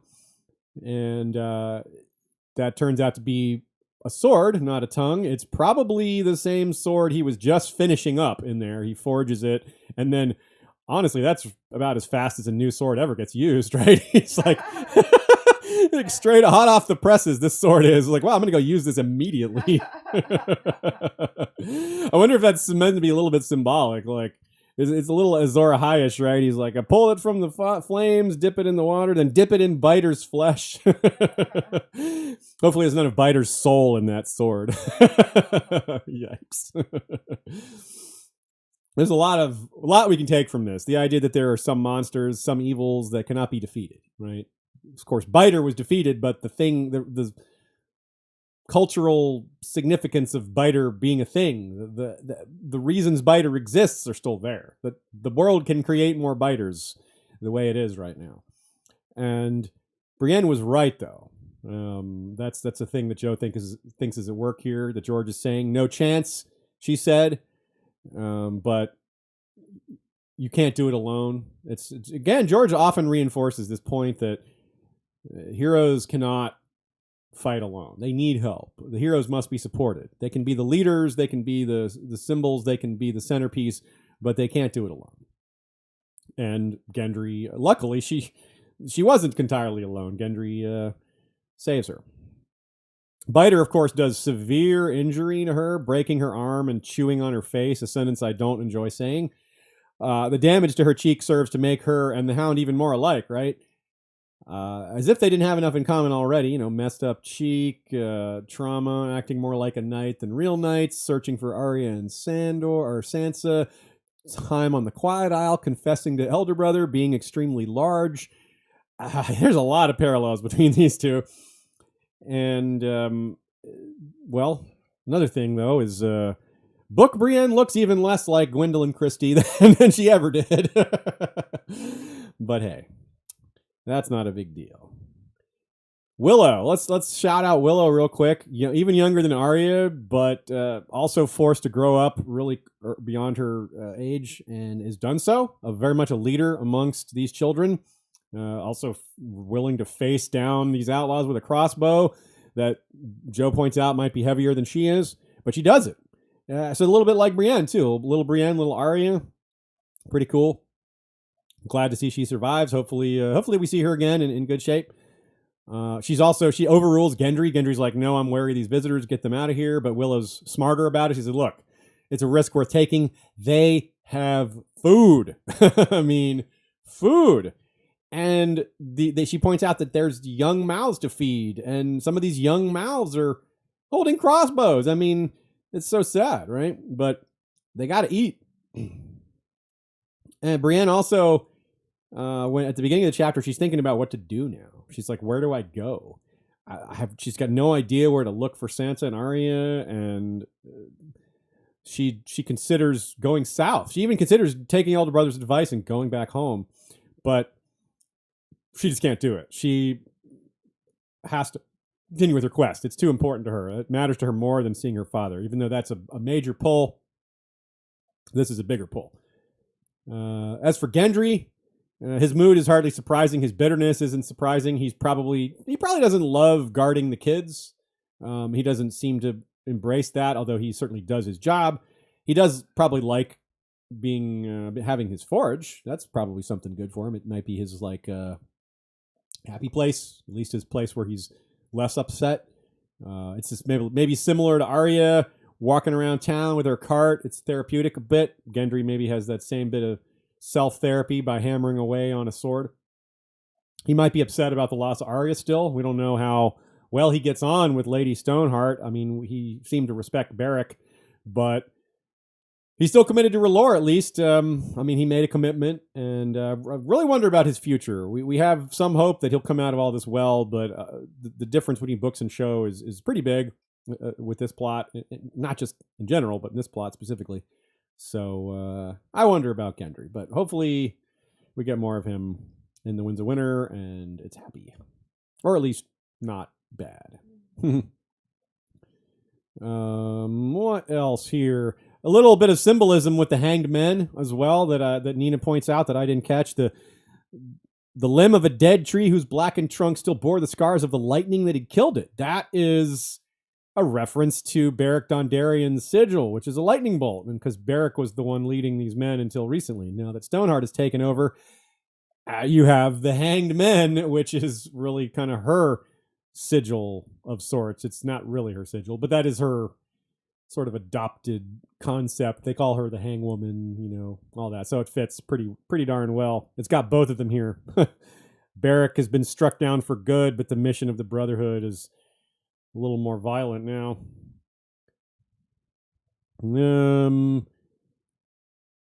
Interestingly, Maribal got one thing probably wrong. He said that the Jaehaerys and Alysanne slept at the inn of the Crossroads during their journeys, though the official royal progress indicates that Alysanne was sick and didn't actually come. Or not sick, sorry. Pregnant. Not fit to travel at that point. So it was probably just Jaehaerys, but whatever.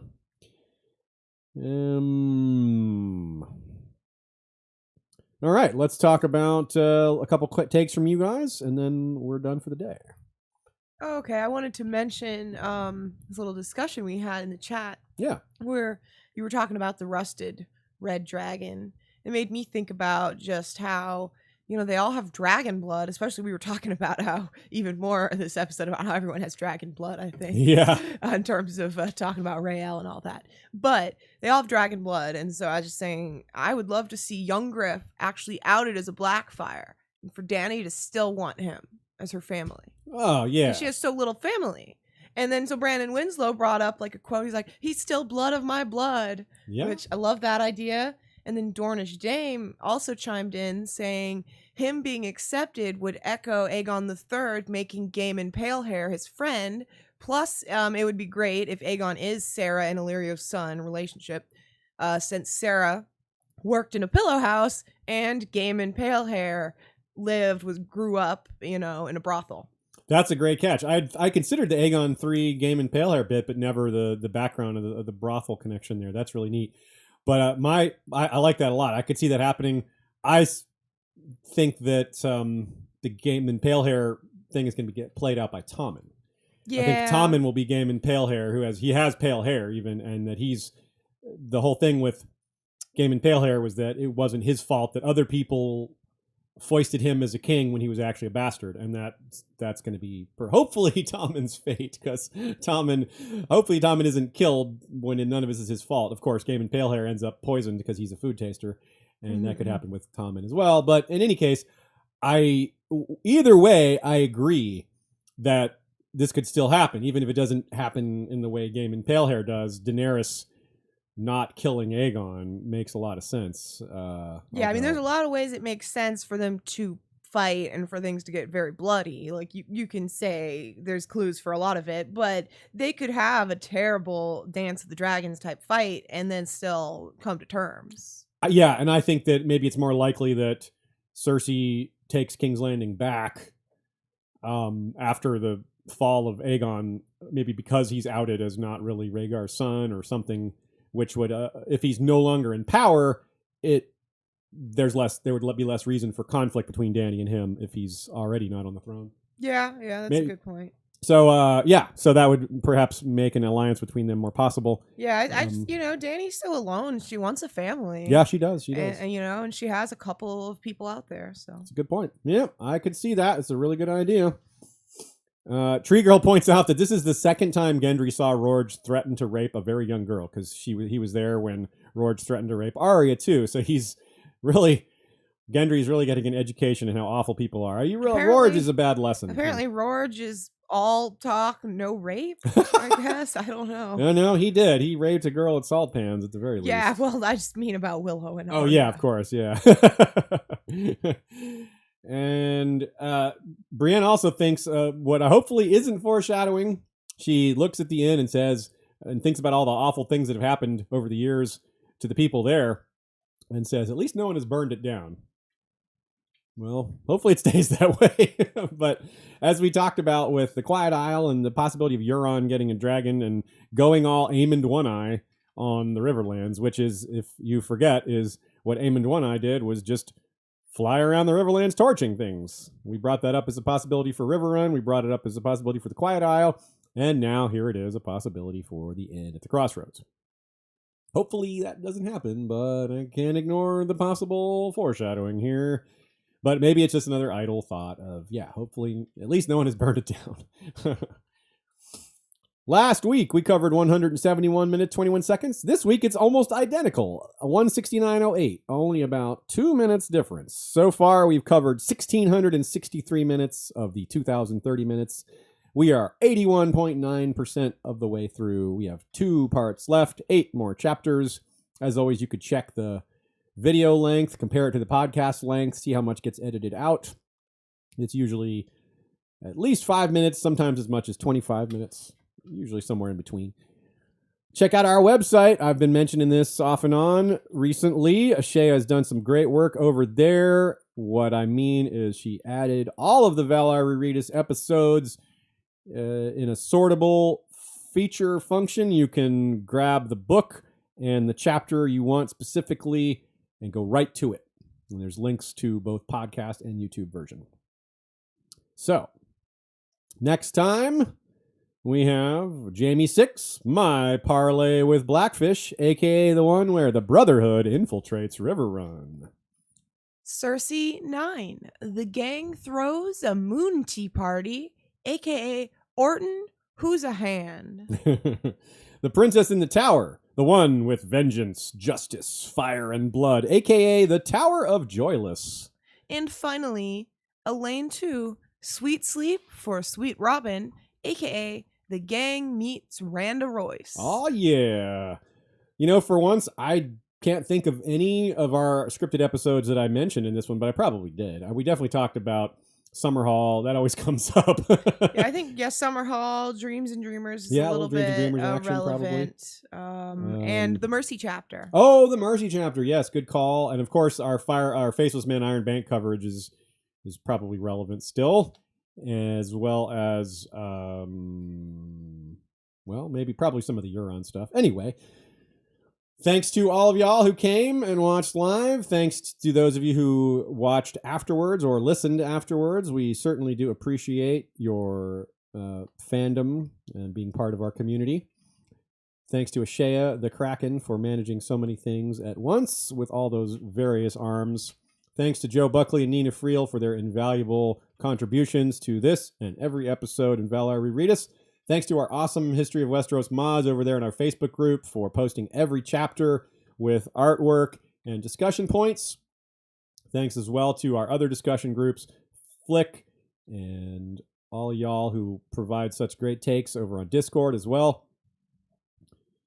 Thanks to Claridox. Michael Klarfeld's maps are right behind me as always. He did our video intro as well. His Reach map is really awesome. It's about to come out. Ashay and I were helping him proof it for mistakes. It comes out in 6 days, August 8th, 2020. It is beautiful. It is really beautiful. And it has, as always, his maps have these family trees and scenes of historical significance.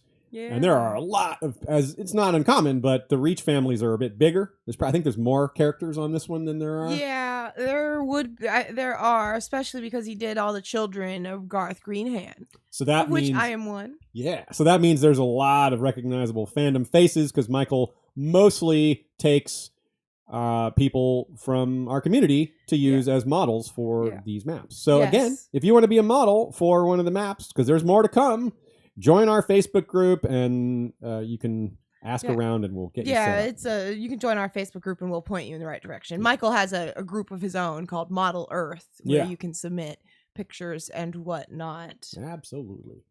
Thanks as well to Kevin McLeod for the Valar Rereadis music. Thanks to Joey Townsend and Jesse Koval for our regular History of Westeros music intro and outro. Thanks to our Bengineer for managing our sound quality offline. Thanks to the many patrons who support the show.